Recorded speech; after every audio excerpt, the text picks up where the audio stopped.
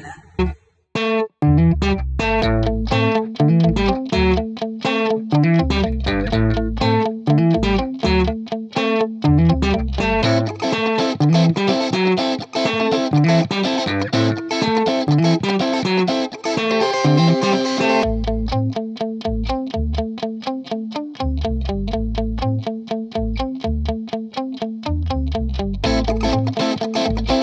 നമസ്കാരം ചിത്ര ചേച്ചി.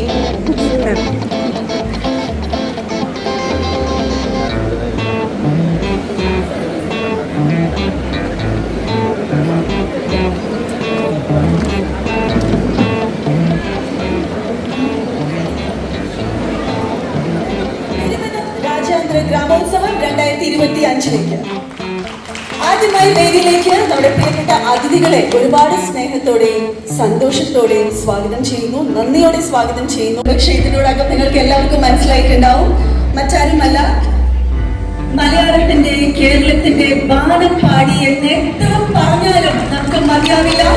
6 ദേശീയ പുരസ്കാരങ്ങൾ, നിരവധി ഭാഷകളിൽ 35,000-ൽ പരം ഗാനങ്ങൾ, പത്മശ്രീ പത്മഭൂഷൺ ആദരവ്, കേരളക്കര തലമുറകൾക്ക് അതീതമായി ഇഷ്ടപ്പെടുന്നതും എത്ര കേട്ടാലും മറക്കാത്ത ശബ്ദ മാധുര്യത്തിന്റെ ഉടമ നമ്മുടെ എല്ലാവരുടെയും പ്രിയങ്കരായ ചിത്ര ചേച്ചി. ചിത്രമ്മയെ നമുക്ക് ഒരുപാട് സന്തോഷത്തോടെ വേദിയിലേക്ക് സ്വാഗതം ചെയ്യാം.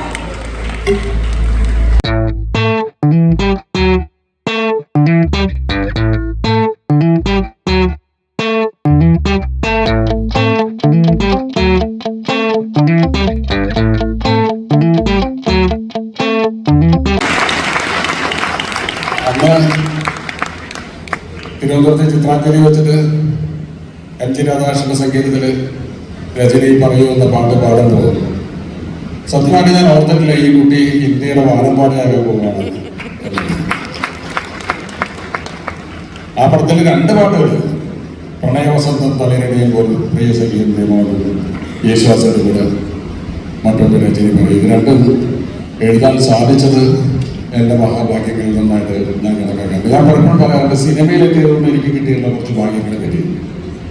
ഒന്ന്, യേശുദാസ് എന്ന മഹാനായ ഗായകൻ ജീവിക്കുന്ന കാലത്ത് നമുക്കും ജീവിക്കാൻ സാധിക്കുന്നു. കാരണം ഇപ്പോഴും യേശുദാസ് ഉണ്ടല്ലോ.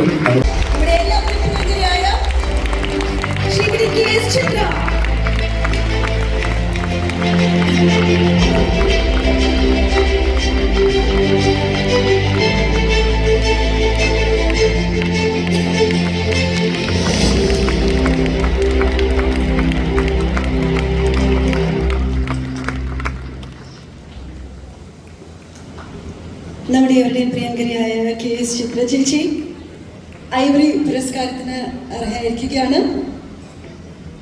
വളരെ നന്ദി സത്യനന്ദികാൻ sir, thank you so much.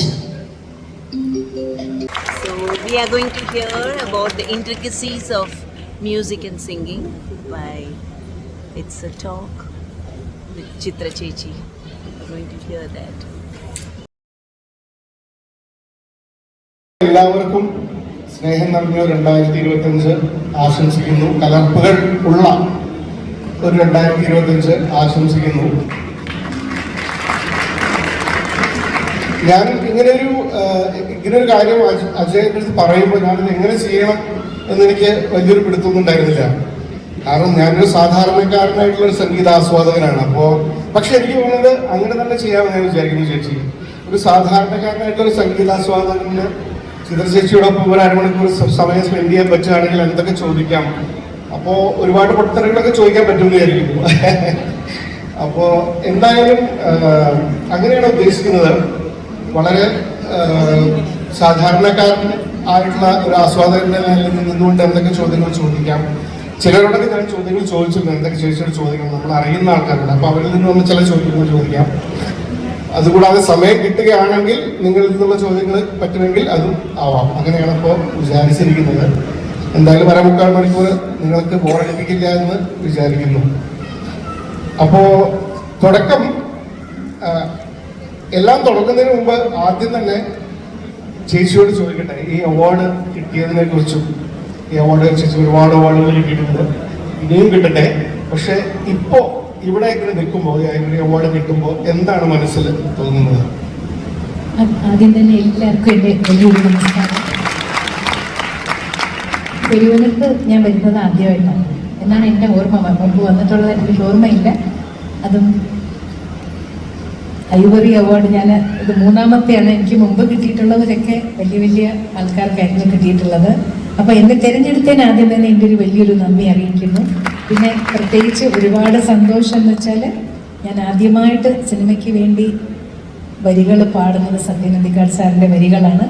അപ്പോൾ അദ്ദേഹത്തിൻ്റെ കയ്യിൽ നിന്ന് എനിക്ക് ഇത് സ്വീകരിക്കാൻ പറ്റി എന്നുള്ളത് അതിനേക്കാൾ ഒരുപാട് സന്തോഷം ഞാൻ ദൈവത്തോട് നന്ദി പറയുന്നു.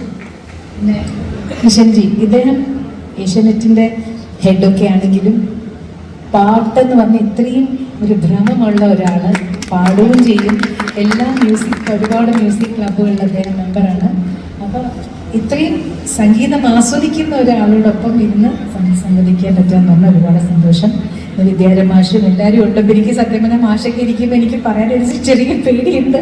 എന്നാലും എൻ്റെ അറിവിൽ എൻ്റെ കുറച്ച് നാളത്തെ എക്സ്പീരിയൻസ് വെച്ച് എനിക്ക് എന്തൊക്കെ അറിയാമോ അത് ഞാൻ ചോദിച്ചാൽ ഞാൻ പറഞ്ഞു.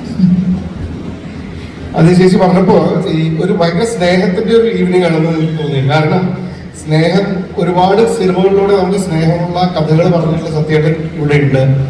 സ്നേഹത്തിന്റെ മൂർത്തിഭാവമായിട്ടാണ് ഞാൻ ചേച്ചിയെ കാണാറുള്ളത്. ഇതിന് ശേഷം വരുന്ന ഷഹബാസ് എന്ന ഒരു സ്നേഹ ഗായകനായിട്ടാണ് ഞാൻ കണ്ടിട്ടുള്ളത്. അതുകൊണ്ട് തന്നെ ഇതൊരു സ്നേഹത്തിന്റെ ഈവനിങ് കൂടെയാണ്. എന്തായാലും നമുക്ക് അങ്ങനെ ഒരു ഫ്ലോ ഒന്നുമില്ല, നമുക്ക് അങ്ങനെ സംസാരിച്ചു പോവാം എന്നാണ്. ടോപ്പിക് ഭയങ്കര ഗംഭീരമാണെങ്കിൽ നമുക്ക് അങ്ങനെ സംസാരിച്ചു പോകാമെന്നാണ് ഞാൻ കരുതുന്നത്. അപ്പോൾ ചേച്ചിയുടെ ഒരു വളരെ ഫേമസ് ആയിട്ടുള്ള ഒരു ആരാധകനുണ്ട്, സിബി എന്ന് പറഞ്ഞിട്ട്. സിബി ഈ അടുത്തിടയ്ക്ക് ഒരു ഇത് ഇന്റർവ്യൂവിൽ സിബി ചേച്ചിയെ പറ്റി പറയുകയുണ്ടായി. ചേച്ചിയെ വരയ്ക്കാൻ വളരെ എളുപ്പമാണ്. അതായത് KS ചിത്രയെ വരയ്ക്കാൻ ഭയങ്കര എളുപ്പമാണ്. ഒരു അമ്പിളി വട്ടം വരച്ചിട്ട് കുറെ പുഞ്ചിരി വാരി വിതറിയാൽ അത് KS ചിത്രയായി എന്നാണ് സിബി പറഞ്ഞത്. അപ്പോ എനിക്ക് തന്നെ തോന്നിയിട്ടുണ്ട്. കാരണം ഞാൻ ഇതിനു മുമ്പ് ഞാൻ ചെറുതൊക്കെ പറഞ്ഞിട്ടുണ്ട്, സ്നേഹത്തിനെ ഞാൻ കണ്ടിട്ടുണ്ട് പട്ടുസാരി ഉടുത്ത് കുറിയൊക്കെ തൊട്ടിട്ടാണ് നടക്കാറ് എന്ന് ഞാൻ പറഞ്ഞിട്ടുണ്ട്. അതുപോലെ ചേച്ചി പലരും പറഞ്ഞതാണ്. ഇപ്പൊ കുയിൽ, ചിന്നക്കുയിൽ എന്ന് തമിഴിൽ വിളിക്കുന്നു, വാനമ്പാടി എന്ന് നമ്മൾ പറയുന്നു, അല്ലെങ്കിൽ സംഗീത സരസ്വതി എന്ന് പറയുന്നു, പിയ ബസന്തി എന്ന് നോർത്തിലുള്ളവരൊക്കെ പറയുന്നു. 46 വർഷമായി അല്ലെ, 25,000-30,000-ഓളം പാട്ടുകൾ. അത്രയൊന്നുമില്ല അല്ലെ, 79 കണക്കാക്കണ്ട അല്ലെ, 18,000 ഉള്ളൂ. 25-30ആയി. അപ്പൊ വിക്കിപീഡിയ മാറ്റേണ്ടി വരും 18,000. അപ്പോ ഒരുപാട് പാട്ടുകൾ, 25ഓളം ഭാഷകൾ. അത് ശരിയല്ലേ? ഭാഷകൾ ശരിയാണ്. അപ്പൊ ഭാഷകളുടെ ഇൻഫ്ലുവൻസ് കുറിച്ച് നമുക്ക് സംസാരിക്കാം. അപ്പോ ഇതൊക്കെ ചെയ്തു, ഒരുപാട് ജോണറുകളൊക്കെ ചെയ്തു. എന്നാലും ഞാൻ ഇപ്പൊ ചിത്രചേച്ചിയോട് ചോദിക്കുകയാണ്, KS ചിത്ര അല്ലെങ്കിൽ KS ചിത്ര എന്ന കലാകാരിയെ, ചിത്ര എന്ന കലാകാരിയുടെ ശൈലിയെ വിവരിക്കാൻ ഒരു 5 മാർക്കിന്റെ ചോദ്യം ആണെങ്കിൽ ആ ഉത്തരക്കടലാസിൽ എന്തെഴുതും? എനിക്ക് മെലഡീസ് ആണ് ഏറ്റവും കൂടുതൽ ഇഷ്ടം. പക്ഷെ നമ്മളിപ്പോൾ ഈ ഒരു സിനിമ എന്ന് പറഞ്ഞൊരു മേഖലയിൽ നിൽക്കുമ്പോൾ മെലഡി മാത്രമേ പാടുള്ളൂ എന്ന് പറയാൻ പറ്റില്ല. നമ്മൾ വീട്ടിൽ നിന്ന് പോകുമ്പോൾ ഇന്ന് എന്ത് പാട്ടാണ് പാടുന്നതെന്നുള്ളത് നമുക്ക് അറിയില്ലല്ലോ. അപ്പോൾ അവിടെ ചെല്ലുമ്പോൾ ചിലപ്പോൾ ഒരു ക്ലബ് സോങ് ആയിരിക്കാം, അല്ലെങ്കിൽ ചിലപ്പോൾ ഒരു കരച്ചിൽ പാട്ടായിരിക്കാം. അങ്ങനെ എന്ത് മൂഡിലുള്ള പാട്ടാണെന്ന് അറിയില്ല. അപ്പോൾ അതനുസരിച്ച് മെൻ്റലി പ്രിപ്പയർഡ് ആയിട്ട് പോകണം. ഞാനതിന് വേണ്ടിയിട്ട് ആശ്രയിച്ചിട്ടുള്ളത് എൻ്റെ സീനിയർ സിംഗേഴ്സാണ്. എല്ലാവരും അവരൊക്കെ പാടി വെച്ചിട്ടുണ്ട് ഓൾറെഡി. ഒരുപാട് പലതരം പാട്ടുകൾ അവർ പാടിയിട്ടുണ്ട്. അപ്പോൾ ഓരോ പാട്ട് പാടുമ്പോഴും ആ പാട്ട് പോലെ അല്ലെങ്കിൽ ഈ പാട്ട് പോലെ എന്ന് എനിക്ക് റെഫറൻസിന് എൻ്റെ സീനിയർ സിംഗേഴ്സിൻ്റെ ജാനകിയമ്മ, സുശീലമ്മ, ലീല ചേച്ചി, അതുപോലെ എല്ലാവരും ഈശ്വരിയമ്മ, ജിക്കിയമ്മ, ജമ്മ, ഒരുപാട് പേരുണ്ടായിരുന്നല്ലോ. അവരൊക്കെയാണ് എൻ്റെ reference. Dasettan, SPB sir, of course എല്ലാവരും, അവരെല്ലാവരും. അപ്പൊ അങ്ങനെ ചോദിക്കാനില്ല, അവരിലൊക്കെ കുറച്ചുകൂടി സ്പെസിഫിക് ആയിട്ട് ചോദിക്കുകയാണെങ്കിൽ ഇവരിലൊക്കെ എന്താണ് ഇൻഫ്ലുവൻസ്, ആരാണ്? ഇപ്പൊ ഫോർ എക്സാമ്പിൾ ചേച്ചി പറഞ്ഞു കേട്ടിട്ടുണ്ട് ജാനകിയമ്മ കൊടുക്കുന്ന ഭാവം ഞാൻ ഒരുപാട് ശ്രമിക്കാറുണ്ടെന്ന് പറയാം. അപ്പോ ഇവരിൽ നിന്നൊക്കെ എന്തെങ്കിലും പലരും നമ്മൾ പലതും പഠിക്കും. അപ്പോ അങ്ങനെ എങ്ങനെയാണ്? കാരണം ഞാനൊരു കഥ കേട്ടിട്ടുള്ളത്, ഒരിക്കലും പാട്ട് ഇങ്ങനെ ഒരു ഫീൽഡിൽ എത്തണ്ട എന്നൊക്കെ കരുതി BA മലയാളം മ്യൂസിക് ഒക്കെ പഠിച്ച് ഒരു അധ്യാപികയാവണം എന്നൊക്കെ? അതൊക്കെ എൻ്റെ അംബീഷൻ അങ്ങനെ തന്നെയായിരുന്നു. അത് ശരി. എൻ്റെ അച്ഛനും അമ്മയും ടീച്ചേഴ്സാണ്. അപ്പം എനിക്കും ഇഷ്ടമുള്ള, ഞാൻ വലിയ ബ്രൈറ്റ് സ്റ്റുഡൻ്റ് ഒന്നും ആയിരുന്നില്ല, ആവറേജ്, ജയിച്ചു പോകും എന്നുള്ളതേ ഉള്ളൂ.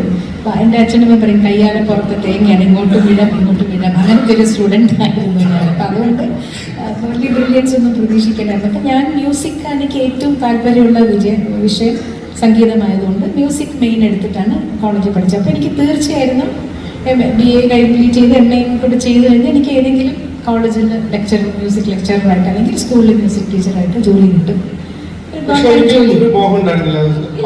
സിനിമ എന്നൊക്കെ പറഞ്ഞത് നമുക്ക് അങ്ങനെ അവിടെ ആരെയും അറിഞ്ഞുകൂടാ, എന്താ ഏതാന്ന് അറിയില്ല. അപ്പം അങ്ങനെ ഒരു മേഖലയിൽ വരുന്നൊരിക്കൽ പോലും സ്വപ്നത്തിൽ പോലും വിചാരിച്ചിട്ടില്ല. പക്ഷെ അപ്പോൾ അതിന് മേഖലയ്ക്ക് വന്നപ്പോൾ തുടക്കകാലത്ത് സത്യം പറഞ്ഞ സിന്ധു ഭൈരവി എന്ന് പറഞ്ഞൊരു മൂവി വന്ന് എനിക്ക് അതിനൊരു അവാർഡൊക്കെ കിട്ടും. 85-ലാണ് അത് പാടുന്നത്. അതുവരെ ഇത് എന്റെ പ്രൊഫഷൻ ആകുന്നൊരു ചിന്ത ഉണ്ടായിരുന്നില്ല. റെക്കോർഡിങ്ങിന് വിളിക്കും, ട്രിവാൻഡ്രത്തുനിന്ന് ചെന്നൈയിലോട്ട് പോകും, റെക്കോർഡിങ്ങും തിരിച്ചു പോകും. അങ്ങനെയായിരുന്നു വന്നു പോയി. എന്റെ അച്ഛന് ഒരു നിർബന്ധം ഉണ്ടായിരുന്നു, വരുന്ന ഓഫേഴ്സ് ഒന്നും മിസ് ചെയ്യാൻ പാടില്ല. നമ്മളായിട്ട് അങ്ങോട്ട് തേടി പോകാൻ പറ്റിയിട്ടില്ലെങ്കിലും ഇങ്ങോട്ട് വിളിക്കുന്നതിന് തീർച്ചയായിട്ടും പോകണം. എൻ്റെ അച്ഛൻ രണ്ടുപേരും ജോലിക്ക് പൊയ്ക്കൊണ്ടിരുന്നവരായതുകൊണ്ട് അവർക്ക് അങ്ങനെ ലീവ് എടുത്ത് വരാൻ പറ്റില്ല. അച്ഛന് പക്ഷെ ഇങ്ങനെ വിളിക്കുന്നതിന് പോകാതിരിക്കാൻ പാടില്ല എന്നുള്ളൊരു ഇത് കൊണ്ടുകൊണ്ട് ആരെങ്കിലും എൻ്റെ കൂടെ മാറി മാറി, എൻ്റെ അമ്മായിയോ അല്ലെങ്കിൽ കസിൻ ബ്രദേഴ്സ് അല്ലെങ്കിൽ അങ്ങനെ ആരെങ്കിലും കൂടെ ഒപ്പം നയിക്കുമായിരുന്നു. പക്ഷെ പഠിപ്പിച്ച ഗുരുക്കന്മാരുടെ ഒരു ഇൻഫ്ലുവൻസ് ഉണ്ടായിരുന്നു അല്ലേ? പരമാവധി സമയത്ത് ഞാൻ ദക്ഷിണ കൊടുത്തേ ഉള്ളൂ. പഠിച്ചത് ചേച്ചിയാണ് പഠിച്ചത്. പിന്നെ ഞാൻ ഞങ്ങളുടെ വീടിൻ്റെ അടുത്ത് തന്നെ ഒരു വയസ്സായ ഒരു പാട്ടിയമ്മ അടുത്ത് പോയിട്ടാണ് ആദ്യത്തെ നമ്മുടെ പരീക്ഷകളും അലങ്കാരം അതൊക്കെ പഠിച്ചത് എൻ്റെ വീടിൻ്റെ അടുത്തുള്ളൊരു പാട്ടിയമ്മയുടെ അടുത്തുനിന്നാണ്. ശരിക്കും ആധികാരികമായിട്ട് പഠിച്ച കോമഡി. അതെ, തീർച്ചയായും. ഞാൻ ചേച്ചി പ്രഭാവർമ്മ സാർ ചേച്ചിയെ പഠിപ്പിക്കുമ്പോൾ ഞാനവിടെ മുറ്റത്ത് കളിച്ച് നടക്കുകയാണെങ്കിലും എൻ്റെ ഒരു ചെവി ഇവിടെ ആയിരിക്കും. അപ്പോൾ അങ്ങനെ ഈ ആദ്യത്തെ എനിക്കൊരു സെൻട്രൽ ഗവൺമെൻറ്റിന് കൾച്ചറൽ ടാലൻസ് സ്കോളർഷിപ്പ് കിട്ടി. ആ സ്കോളർഷിപ്പിൻ്റെ ടെസ്റ്റിന് പോകുമ്പോൾ ആപ്റ്റിറ്റ്യൂഡ് ടെസ്റ്റ് ഉണ്ട്. അതിന് പോകുമ്പോൾ മിനിമം 2 വർഷമെങ്കിലും പഠിച്ചിരിക്കണം എന്നാണ് അതിനകത്തുള്ളത്. ഞാനൊന്നും ബേസിക്സ് പഠിച്ചിട്ടില്ല. പക്ഷെ ചേച്ചി പാടുന്നത് കേട്ട് ഞാൻ രാഗമൊക്കെ പാടുമായിരുന്നു.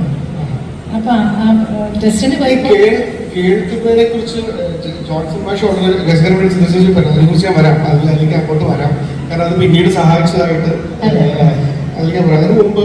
അപ്പൊ അങ്ങനെയാണത് കണ്ടിന്യൂ ചെയ്യുന്നത്. അങ്ങനെ അവിടെ പോയി ടെസ്റ്റിന് ഞാൻ തോടി രാഗം പാടി, കീർത്തന, നിരവൽ, സ്വരം ഒക്കെ പാടിച്ചത് കോമ്പറ്റീഷന് വേണ്ടി ചേച്ചിക്ക് പഠിപ്പിച്ച് കൊടുത്തത്. അതങ്ങനെ ചേച്ചി പ്രാക്ടീസ് ചെയ്യുന്ന കേട്ട് ഞാൻ പഠിച്ചിരുന്നതാണ്.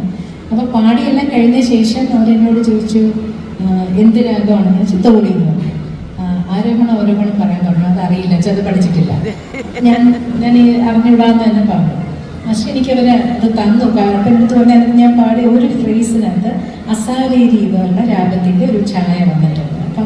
അപ്പോൾ അവർക്ക് മനസ്സിലായി ഞാൻ പഠിച്ചിട്ടില്ല എന്നാണ്. പക്ഷെ എനിക്ക് തന്നു, സ്കോളർഷിപ്പ് തന്നു. അപ്പോൾ അങ്ങനെയാണ് ഫസ്റ്റ് ഇനീഷ്യൽ ആയിട്ടുള്ള 7 വർഷം ഒന്ന് പിടിച്ചിട്ടുണ്ട്. അപ്പോൾ ആദ്യത്തെ സിനിമകളൊക്കെ എങ്ങനെയായിരുന്നു? അതിൻ്റെ ഒരു എക്സ്പീരിയൻസ് ഒക്കെ എങ്ങനെയായിരുന്നു? ഇപ്പോൾ എഴുതിയ പാട്ടുകളായിക്കോട്ടെ. കാരണം എനിക്ക് എൻ്റെ ഓർമ്മയിൽ ഏറ്റവും ആദ്യത്തെ ചേച്ചിയുടെ പാട്ട് ആളുകളായിരുന്നു ഒരുങ്ങി. ആ പാട്ടാണ് എനിക്ക് ആദ്യമായിട്ട് ഓർമ്മയിൽ വരുന്നതായിട്ട് പാട്ട്. എൻ്റെ ആദ്യം റെക്കോർഡ് ചെയ്ത പാട്ടെന്ന് പറയുന്നത് ജ്യോതിസേ ദിവ്യ ജ്യോതിസേ എന്ന് പറയുന്ന പാട്ട്. സിനിമ ഇറങ്ങി OVR സാറായിരുന്നു എൻ്റെ സംഗീതം. അതൊരു നല്ല എക്സ്പീരിയൻസ് ആയിരുന്നില്ല. കാരണം ആക്കുളത്തൊരു പുതിയതായിട്ട് തുടങ്ങിയ ഒരു സ്റ്റുഡിയോയിലാണ് അത് പോയി റെക്കോർഡ് ചെയ്തത്. അവിടെ ഭയങ്കര പവർ ഫ്ലക്ച്വേഷനും ഒക്കെ കാരണം ഒരു 7 മണി വരെ അത് റെക്കോർഡ് ചെയ്യാൻ പറ്റിയില്ല. പിന്നെ 7 മണിയാകുമ്പോൾ കൂടുമല്ലോ, ഫ്ലക്ച്വേഷൻ കൂടാൻ തുടങ്ങി. അങ്ങനെ വേഗം റെക്കോർഡ് ചെയ്തിട്ട് വന്നു. അത് പിന്നെ ഇറങ്ങിയില്ലെന്നൊന്നും എനിക്ക് അതിനെക്കുറിച്ച് കൂടുതൽ. പക്ഷെ രാവിലെ മുതൽ ഇങ്ങനെ 7 മണി വരെ അവിടെ തന്നെ ഇരുന്നു എന്നുള്ള കാര്യം എനിക്ക് നല്ല ഓർമ്മയുണ്ട്. അതിനുശേഷം രണ്ടാമത് ട്രിവാൻഡ്രത്തെ ചിത്രാഞ്ജലി സ്റ്റുഡിയോ വന്ന ശേഷം അവിടെ അന്ന് KS ഗോപാലകൃഷ്ണൻ സാറിൻ്റെ ഡയറക്ഷനിൽ താരുണ്യം എന്നാണ് അന്ന് പേര് പറഞ്ഞത്. പക്ഷെ അട്ടഹാസം പിന്നെ ഒഫീഷ്യലി ആദ്യം പുറത്ത് വന്ന സിനിമ ഞാനേകനാണ്. അതിനാണ് ഞാൻ സത്യനന്ദിക്കാട് സാറിൻ്റെ വരികൾ 2 പാട്ടുകളും അദ്ദേഹത്തിൻ്റെ വരികളാണ്. പക്ഷെ അപ്പോൾ ആളുകൾ ഹിറ്റ് ആയപ്പോൾ അത് അറിഞ്ഞിരുന്നു. ആ ഒരു സ്വയം ഒരു ബോധം ഉണ്ടായിരുന്നു. ഞാൻ പാടിയ പാട്ടുകൾക്ക് ഹിറ്റായി അല്ലെങ്കിൽ ഓഫ്കോഴ്സ് നമുക്കൊന്നും മീഡിയ ഒന്നും ഇല്ലെങ്കിൽ ഒന്നുമില്ല. ഒന്നുമില്ല, ഇല്ല. ജീവിതം അതുപോലെ തന്നെ സാധാരണ സ്കൂളിൽ പോകുന്നു വരുന്നു അത്രേ ഉള്ളൂ. ഓക്കെ.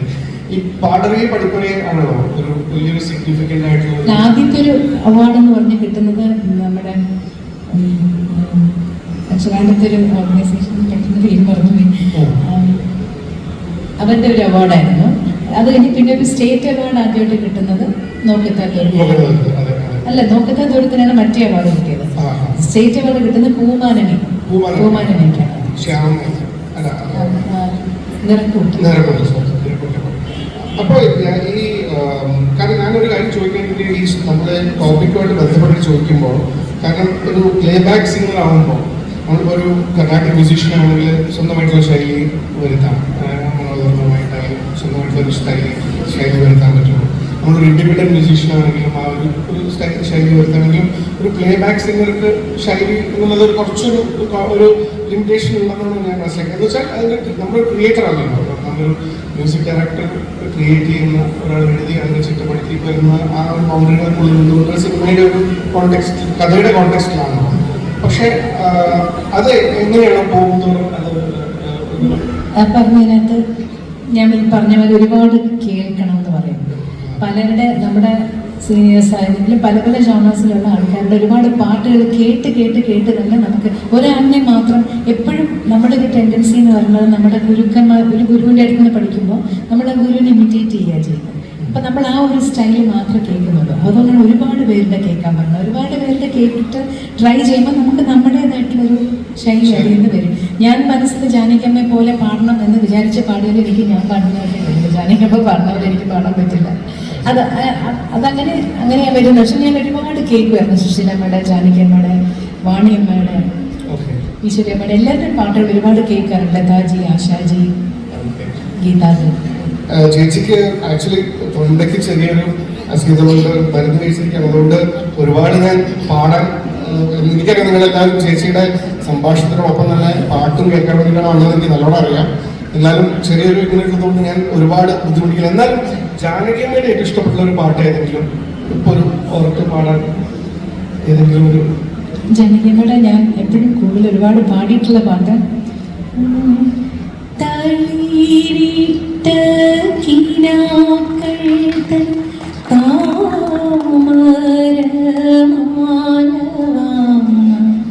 വിളിച്ചിട്ടും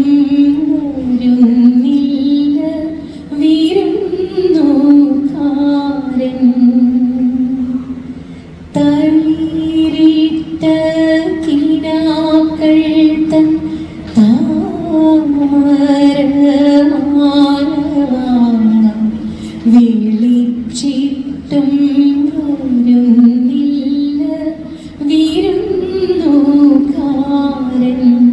നിന്റെ വിരുന്നുകാരൻ.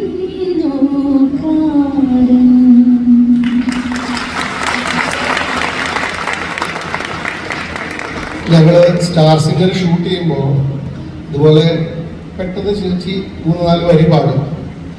ആകെ നിശബ്ദതയായിരിക്കും. അതിനുശേഷം നമ്മളിങ്ങനെ നോക്കുമ്പോൾ ചിലരിങ്ങനെ കരയുന്നുണ്ടാവും, ചിലരിങ്ങനെ ഒരു ഏതോ ഒരു ലോകത്ത് നിൽക്കുന്നുണ്ടാവും. അത് കഴിഞ്ഞിട്ട് നമ്മളിപ്പോൾ ഏതൊരു സിനിമയിലില്ലേ, ഇപ്പോൾ ചേട്ടൻ പറഞ്ഞ എന്തപ്പുണ്ടായേ എന്ന് പറയില്ലേ, ആ ഒരു ഫീലില്. അതുകൊണ്ട് എപ്പോഴും അതൊരു വലിയൊരു മഹാഭാഗ്യം. കാരണം ഒരുപാട് കൊളാബറേഷൻ മ്യൂസിക് ഡയറക്ടേഴ്സുമായിട്ട്. അപ്പോൾ ചേച്ചിയുടെ ഒരു ജേർണി മനസ്സിലാക്കാൻ കൂടിയിട്ടാണ്. അപ്പോൾ രാധാകൃഷ്ണന്റെ തുടക്കം അതെങ്ങനെയായിരുന്നു? രാധാകൃഷ്ണന്റെ മോഹൻ ചേച്ചിയൊക്കെ ഞാനൊക്കെ കുഞ്ഞായിരിക്കുന്ന സമയത്ത് മുതൽ എൻ്റെ അച്ഛനുമായിട്ടൊക്കെ അവർക്ക് നല്ല അടുപ്പമായിരുന്നു. അവർ രണ്ടുപേരും ചേർന്ന് കച്ചേരി ചെയ്യുമായിരുന്നു. അപ്പോൾ എൻ്റെ വീടിന് അടുത്തുള്ള ഒരു അമ്പലത്തിൽ രാധാകൃഷ്ണൻ്റെ മോഹൻ ചേച്ചിയും കൂടെ ഒരുമിച്ച് കച്ചേരി ചെയ്യാനായിട്ട് അപ്പോൾ ആദ്യം ട്രസ്റ്റ് ചെയ്യാൻ വന്ന ഞങ്ങളുടെ വീട്ടിലാണ്. ആദ്യം എനിക്ക് 2 വയസ്സൊക്കെ ഉള്ളൂ. അപ്പോൾ ഞാൻ 3 വയസ്സ് എൻ്റെ അനിയൻ ജനിച്ച സമയത്താണ്. അപ്പോൾ അനിയന് വേണ്ടി കെട്ടിയ തൊട്ടിൽ ഇരുന്നിട്ട് ഞാനിങ്ങനെ അപ്പോൾ ആരാ വന്നിരിക്കുന്നതെന്നൊന്നും അറിയില്ലല്ലോ, കുഞ്ഞു പ്രായമല്ല. അപ്പോൾ ഞാനൊരു പ്രിയതമ പാടിയിരുന്നു. അപ്പം പാടിയത് കേട്ടപ്പോൾ അമ്മ ചേച്ചി വന്നു, ഈ കുഞ്ഞ് വലുതാകുമ്പോൾ ഞാൻ പഠിപ്പിക്കും കേട്ടോ, ഞാൻ ഇപ്പോഴേ പറഞ്ഞു വെച്ചിരിക്കുകയാണെന്ന് പറഞ്ഞു. കുട്ടി പാടുന്ന രീതിയിലാണ് എനിക്കിപ്പോൾ ഓർമ്മയില്ല. അമ്മ ചേച്ചി തന്നെ പറഞ്ഞ് ഞാൻ മനസ്സിലാക്കിയതാണ്. അപ്പോൾ അതിനുശേഷം എനിക്കൊരു 5 വയസ്സൊക്കെ ഉള്ളപ്പോൾ ആകാശവാണിയിൽ കൃഷ്ണാഷ്ടമിക്ക് ഈ സംഗീത ശില്പം ഉണ്ടല്ലോ, അപ്പോൾ ആ സംഗീത ശില്പം റെക്കോർഡ് ചെയ്യാനായിട്ട് അപ്പോൾ 2 വയസ്സുള്ളൊരു കൃഷ്ണൻ്റെ ശബ്ദം വേണം. അപ്പോൾ അതിന് വേണ്ടി എന്നെ രാധാകൃഷ്ണേട്ടൻ വന്ന് എടുത്തുകൊണ്ട് പോയി. അങ്ങനെ കൊണ്ടുപോയിട്ട് ആ 2 വയസ്സുള്ള കൃഷ്ണന് വേണ്ടിയിട്ട് എൻ്റെ പേര് കണ്ണനുണ്ണി, എനിക്ക് വയസ്സ് 2 എൻ്റെ കാലിൽ പാദസരം പോലെ എനിക്ക് ചിരിക്കാൻ അറിയാം എന്നൊക്കെ പറഞ്ഞൊരു 4 വരി. അതാണ് ആദ്യമായിട്ട് പുറത്ത് പോയി പാടുന്നത്. പിന്നെ അതിനുശേഷം സിനിമയുടെ പേരെന്തായിരുന്നു, കുട്ടികളുടെ ഒരു സിനിമ കുമ്മാട്ടിയിൽ ഞങ്ങൾ ഗ്രൂപ്പായിട്ട് അതിനകത്തൊരു 2 പേര് ഡബിങ് ചെയ്തു.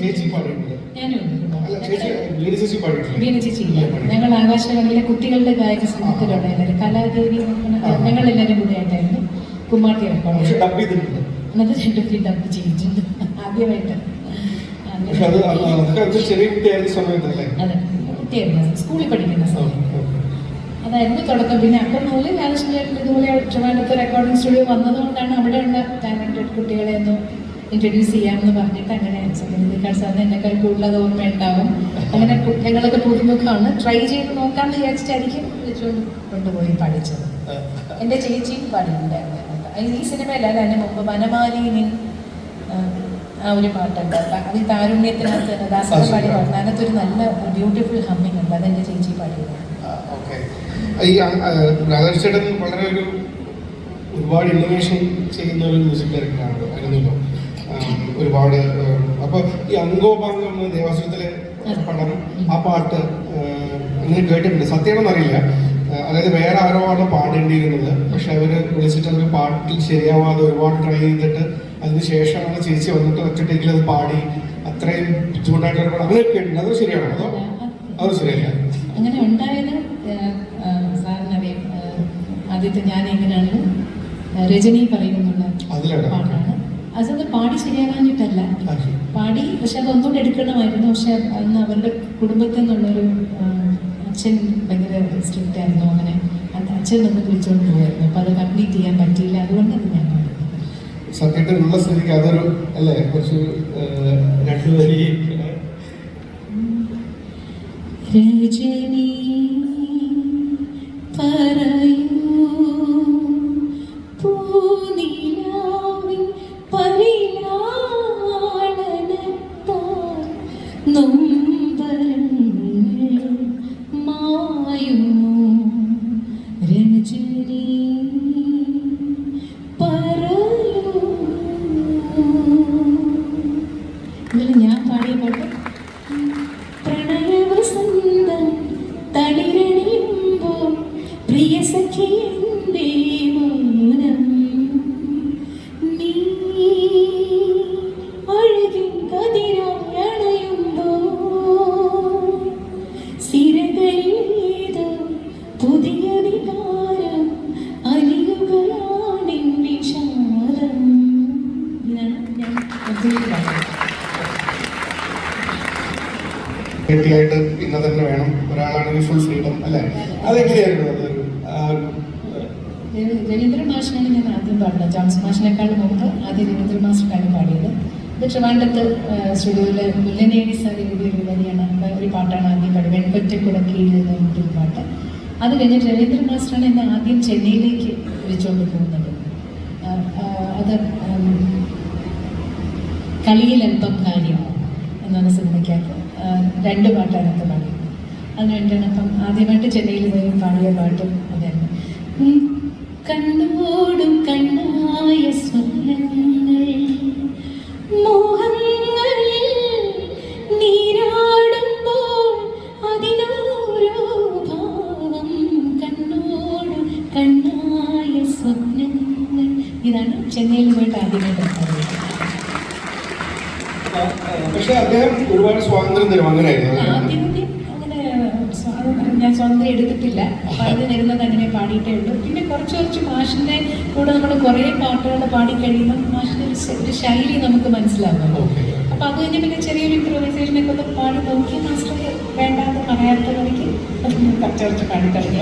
പിന്നെ അത് കഴിഞ്ഞ് അവസാനമൊക്കെ ആയിക്കഴിഞ്ഞപ്പോൾ മാസ്റ്റർ ഇങ്ങനെ എനിക്കിപ്പോഴും ഓർമ്മയുണ്ട്, മമ്മൂക്കയുടെ ഒരു സിനിമ ഉണ്ടല്ലോ പല്ലാവൂർ ദേവതാരം. ആ സിനിമയ്ക്കകത്ത് ഒരു പോർഷൻ മൃദംഗം ജതി വായിച്ചിട്ടുണ്ടായിരുന്നു. എന്നിട്ട് ട്രാക്ക് എടുക്കുകയായിരുന്നു ആ പാട്ട്. അപ്പോൾ എൻ്റെ അടുത്ത് പറഞ്ഞു, മോളെ ആ ജതി വായിച്ചിരിക്കുന്ന അടുത്തൊരു സ്വരം ഫിക്സ് ചെയ്ത് പാടിപ്പെടുന്നത് ഓൾറെഡി ജതി വായിച്ചിരുന്നത് കേട്ടിട്ട് അതിനനുസരിച്ച് ഒരു സ്വരം ഫോമാണ്. അത് ഒരിക്കലും എനിക്കൊരു കടുകെട്ടി ജോലിയായിരുന്നു അന്ന്. പക്ഷെ അത് ഞാൻ ശ്രമിച്ച് നോക്കി, നന്നായി വലിയ എന്നുള്ള എനിക്കറിയാം, എന്നാലും ഞാൻ ശ്രമിച്ച് നോക്കിയത് പാടിയിട്ടുണ്ട്. പിന്നെ അതുപോലെ അതിനകത്ത് തന്നെ പിന്നെ ഒരു സിന്ദൂരാരണ വിഗ്രഹം, ആ ഒരു ശ്ലോകവും ഇന്ന രാഗത്തിന് പാടിക്കും എന്നൊക്കെ പറഞ്ഞിട്ട് അതൊരു അങ്ങനെ തന്നിട്ടുണ്ട് മാസ്റ്റർ.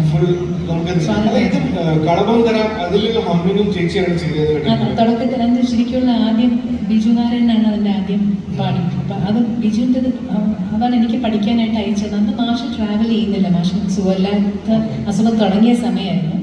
അപ്പം ഞാൻ കൊച്ചിയിൽ നിന്ന് എന്നെ വിളിച്ചു പറഞ്ഞു, ഹമ്മിങ് അതുപോലെ പാടണ്ട, നീ അത് വേറെ രീതിയിൽ പാടിക്കും, ഞെട്ടണം, അത്രേ പറഞ്ഞു, ഞെട്ടണം എന്ന് മാത്രം പറഞ്ഞു. അപ്പം അത് എൻ്റെ രീതിയിൽ പാടിയിട്ട് ഞാൻ ഫോണിൽ കൂടെ കേൾപ്പിച്ചു കൊടുത്തു മാസ്റ്റർക്ക്. ഇത് ഓക്കെ ആണോ എന്ന് ചോദിച്ചപ്പോൾ ഒരു മിനിറ്റ് എനിക്ക് ഞാനിതൊന്ന് സ്പീക്കറിൽ കണക്ട് ചെയ്തോട്ടെ എന്ന് പറഞ്ഞിട്ട് സ്പീക്കറിൽ കണക്ട് ചെയ്തിട്ട് ഇത് മതി. കമ്പോസ് ചെയ്തതല്ല, ചുമ്മാ നമ്മൾ പാടി നോക്കുമ്പോൾ എന്ത് വരുമോ അതങ്ങനെ. പക്ഷേ ജോൺസൺ മാഷ് നേരെ തിരിച്ചാണ്. ജോൺസൺ മാഷിന്റെ കൂടെയുള്ള ആദ്യത്തെ വർക്ക് തന്നെ എനിക്ക് ഭയങ്കര ഞെട്ടലായിരുന്നു. കാരണം മാഷ് ഭയങ്കര പൊതുവെ അങ്ങനെ ഒരു ഭയങ്കര സ്ട്രിക്റ്റ് ആയിട്ടുള്ള ദേവരാജൻ മാസ്റ്ററിന്റെ ഒക്കെ പോലെ ഭയങ്കര സ്ട്രിക്റ്റ് ആയിട്ടുള്ളത്. അപ്പം കാണുമ്പോഴേ നമുക്കൊരു ചെറിയൊരു ഭയമൊക്കെ തോന്നും. അപ്പം ആദ്യത്തെ പാട്ടെന്ന് പറഞ്ഞാൽ ദാസേട്ടൻ്റെ കൂടെ ഉള്ളൊരു എനിക്ക് തോന്നുന്നത് സിനിമയുടെ ബാലേന്ദ്ര മേനോൻ സാറിൻ്റെ മൂവിയായിരുന്നു. പാട്ട്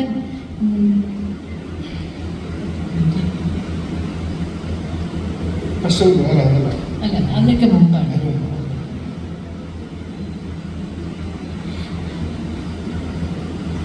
പാട്ട് മറന്നുപോയി. എനിക്ക് മാണിക്യ പുന്നാര പെണ്ണ് വന്നൊരു പാട്ടാണ്.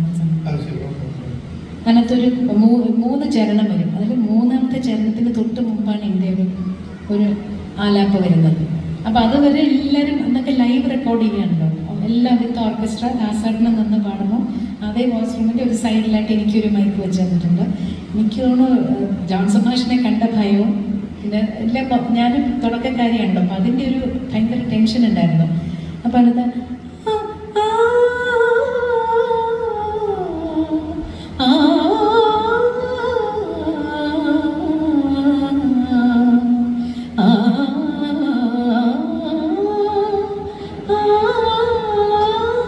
എന്നാണ് ഹമ്മിങ്.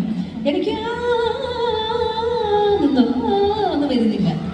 ടേക്കാകുമ്പോൾ അത് മറന്നു പോകണം. അവസാനം ഒരു 2-3 ടേക്ക് ഞാൻ കാരണം തന്നെ പോയി.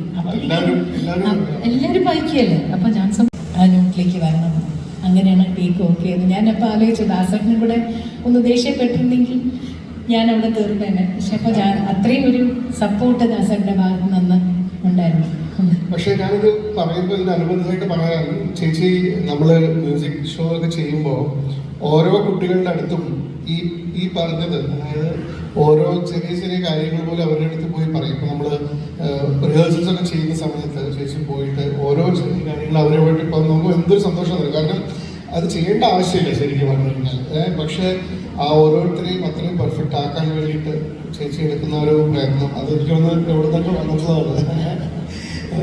We carry the thing അല്ലേ പറയാം, നമ്മളെപ്പോഴും പറയും. അപ്പോൾ പിന്നെ അത് കഴിഞ്ഞ് പിന്നെ ജോൺസൺ മാഷിന്റെ പാട്ടിന് ചെന്നൈക്ക് വന്ന് റെക്കോർഡ് ചെയ്തതാണ്.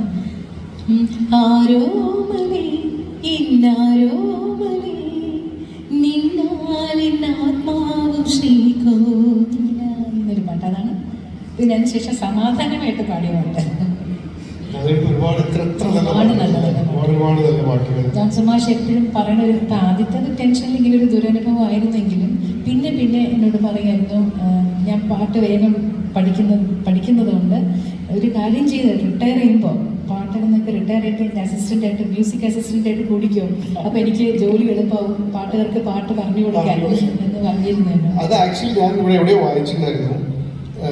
ജോൺസൺ മാഷ് പറഞ്ഞിട്ടുള്ളത്, അതായത് ഒരു പാട്ടിന് 6-7 വേറെ ട്യൂണുകൾ അദ്ദേഹം ഉണ്ടാക്കുമ്പോഴും ചിലപ്പോൾ അത് കഴിഞ്ഞിട്ട് ഡയറക്ടറും പ്രൊഡ്യൂസറൊക്കെ ഒരു ചിലപ്പോൾ 3ാമത്തെ 4ാമത്തെ ട്യൂണായിരിക്കും സെലക്ട് ചെയ്യുക. അതിൽ ചില ട്യൂണുകൾ അദ്ദേഹം തന്നെ മറന്നിട്ടുണ്ടാവും, പക്ഷേ ചേച്ചി മറക്കില്ല എന്നാണ്. അതായത് ഓരോ ട്യൂണും ചേച്ചിക്ക് ഓർമ്മ ഉണ്ടാവുന്നതാണ്. അതുകൊണ്ട് ജോൺസൺ മാഷ് വിളിച്ചിരുന്നത് ബ്ലോട്ടിംഗ് പേപ്പറാണ് ചിത്ര എന്ന് പറയുന്നത്. രവീന്ദ്ര മാഷാണ്.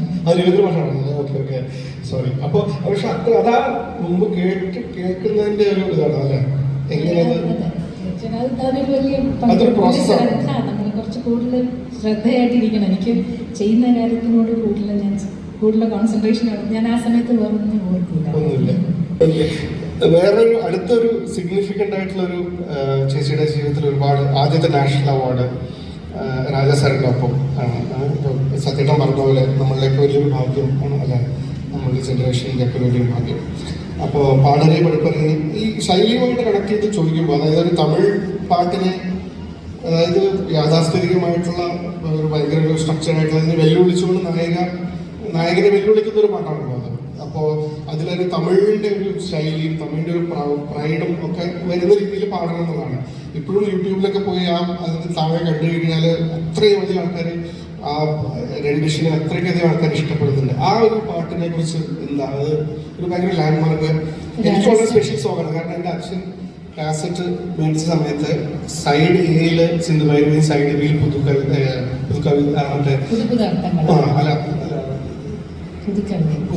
അത് കഴിഞ്ഞു. അപ്പോൾ എനിക്ക് ഭയങ്കര ഒരു ഇമോഷണൽ കണക്ഷൻ ഉള്ള ഒരു പാട്ട് കൂടിയാണ്. രാജാ സാറിനെ ആദ്യമായിട്ട് പരിചയപ്പെടുന്നത് ഫാസിൽ സാർ വഴിയാണ്.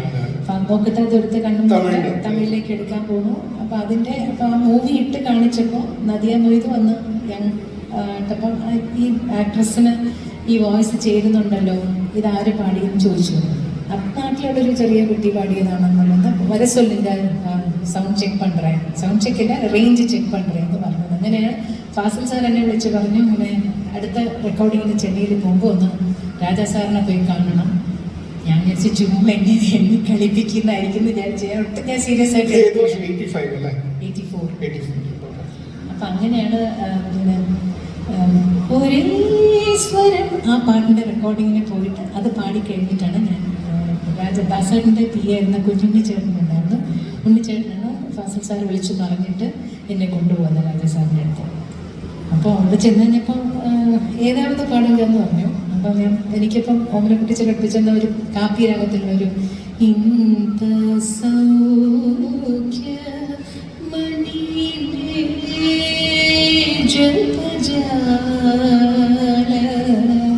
ഈ ഒരു കീർത്തനാണ് ഞാൻ പാടിയത്. അപ്പോൾ പാടിയപ്പോൾ രാജാ സാറിൻ്റെ മുമ്പിൽ ഇരിക്കുമ്പോൾ ടെൻഷൻ കൊണ്ട് എന്ന് തനിയെ പാടി. അപ്പോൾ എൻ്റെ പാടിയൊക്കെ വേണ്ടി ഫുൾ കേട്ടോണ്ടിരുന്നു. അത് എന്നിട്ട് എൻ്റെ അടുത്ത് പറഞ്ഞു, ഇങ്ങനെ മുറിക്കാൻ പാടില്ല, ജപജാല എന്നുള്ള ഒരുമിച്ച് വരണം. അങ്ങനെ 2-3 കറക്ഷൻസ് മാത്രം പറഞ്ഞു. എന്നിട്ട് ഓൾ ദി ബെസ്റ്റ് എന്ന് പറഞ്ഞു. ഓക്കെ, നന്നായി എന്നൊന്നും പറഞ്ഞില്ല. അപ്പം ഞാനവിടുന്ന് മുറിക്കാന്ന് പുറത്തിറങ്ങിയപ്പോൾ ഒരു സമാധാനം.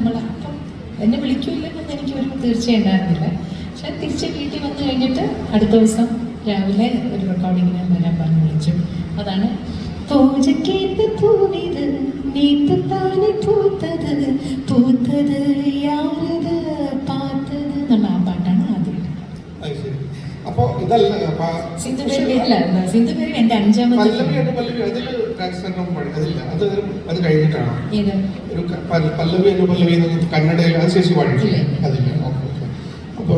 പാടറിയെ പഠിപ്പറിയാൻ ശരിക്കും நானொரு சிந்து காவடி சிந்து ராகம் புரியவில்லை, உள்ள சோகம் தெரியவில்லை, தந்தை இருந்தும் தாயும் இருந்தும் சொந்தம் எதுவும் இல்லை. அதை ഈ പാട്ടാണ് എഴുതി വെച്ചിരുന്നതാണ്.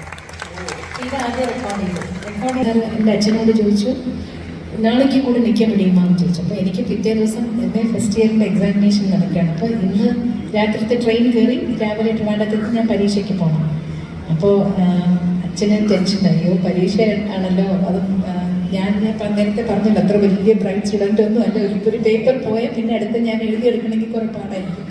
അപ്പം അതുകൊണ്ട് അമ്മയെടുത്ത് ഡിസ്കസ് ചെയ്യാൻ വേണ്ടി അച്ഛൻ ചോദിച്ചപ്പോൾ അമ്മ പറഞ്ഞു, ഇങ്ങനെ പരീക്ഷയും വിട്ടിട്ട് പോയി പാടാൻ നിർത്തുന്നതൊക്കെ ശരിയാണോ എന്നൊക്കെ ചോദിച്ചു അച്ഛനോട്. അച്ഛൻ വന്ന് എൻ്റെ അടുത്ത് ചോദിച്ചു, നീ പിന്നെ എഴുതിക്കോളൂ. ഞാൻ എഴുതിക്കോളാം, എനിക്ക് പാടണം എന്നുള്ളതായിരുന്നു. അങ്ങനെ രാജാ സാറിനെ പോലെ ഒരാൾ പറയുമ്പോൾ നമ്മളത് തട്ടിയിട്ട് പോകാൻ പാടില്ല എന്നുള്ള ഒരു ഇതും കൂടെ കൊണ്ട് ശരി എന്തായാലും ഉച്ചയ്ക്ക് 2 to 9 കോൾ ഷീറ്റാണ്. അപ്പോൾ ഉച്ചയ്ക്ക് വന്നു കഴിഞ്ഞപ്പോൾ നോക്കുമ്പോൾ ഹാളിൽ ആരുമില്ല. സാധാരണ ഒരുപാട് മ്യൂസീഷ്യൻസ് ഉണ്ടാവും, ആരുമില്ല. ഒരു തമ്പുര, ഒരു മൃദംഗം, ഒരു വരി, ഇത്രയേ ഉള്ളൂ. അപ്പം ഞാൻ ചെയ്യും? ഇത് റെക്കോർഡിങ് ക്യാൻസൽ ആയോ എന്ന് വിചാരിച്ച് വന്നു കഴിഞ്ഞപ്പോൾ അപ്പം രാജസ്വാമി കൂടെ എനിക്ക് പാട്ട് പഠിപ്പിച്ചു തന്നു. അപ്പോൾ എനിക്ക് ഒന്നാമത് ആ പാട്ട് ഒരു വില്ലേജ് സ്ലാങ് ആണ് വരുന്നത്, ഒന്നും ഹാഫായിട്ടുള്ള പ്രൊനൗൺസിയേഷനൊക്കെ. അപ്പം ഞാനത് അതുവരെ അങ്ങനത്തെ ഒന്നും പാടിയിട്ടില്ല. അപ്പം എനിക്ക് അതിൻ്റെ ഭാഷ ഡിക്ഷൻ ശരിയാവണമെന്നുള്ളൊരു ടെൻഷൻ ഒരു വശത്ത്, സ്വരങ്ങൾ ഫാസ്റ്റായിട്ട് വരുന്ന അത് നേരെ പാടണം എല്ലാം കൂടെ ഒരു ടെൻഷനായിട്ടാണ് ആ പാട്ട്.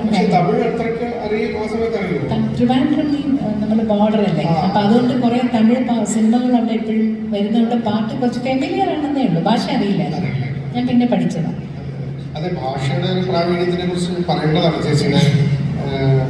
ഒരുപാട് ഭാഷകൾ ഇത്രയും ഭംഗിയായിട്ട് കൈകാര്യം ചെയ്യുന്ന ആൾക്കാരെ കണ്ടിട്ടില്ല. തമിഴ് എനിക്ക് ആദ്യം എഴുതി തന്നാരെന്നറിയുമോ? ലതികയാണ്, സിംഗർ ലതിക. തമിഴ് അക്ഷരങ്ങൾ എഴുതുന്നത്. പിന്നെ ഞാൻ എല്ലാ സ്റ്റുഡിയോകളിലും വോയിസ് റൂമിൽ സോങ്ങിൻ്റെ പേപ്പർ ഉണ്ടാവും, അത് നോക്കി, അതാണ് എനിക്ക് എപ്പോഴും എൻ്റെ റെഫറൻസ് ആണ്. ഈ പേപ്പർ നോക്കും, അത് നോക്കും, ഇതെന്താണെന്നുള്ളത് ഞാൻ തന്നെ ഒന്ന് എഴുതി വെക്കും. പിന്നെ പാടുമ്പോൾ മനസ്സിലാവുമല്ലോ എന്താണ് ഞാൻ എവിടെയൊക്കെ തെറ്റി എന്നുള്ളത്. അങ്ങനെയാണ് ഞാൻ പഠിച്ച ഭാഷ.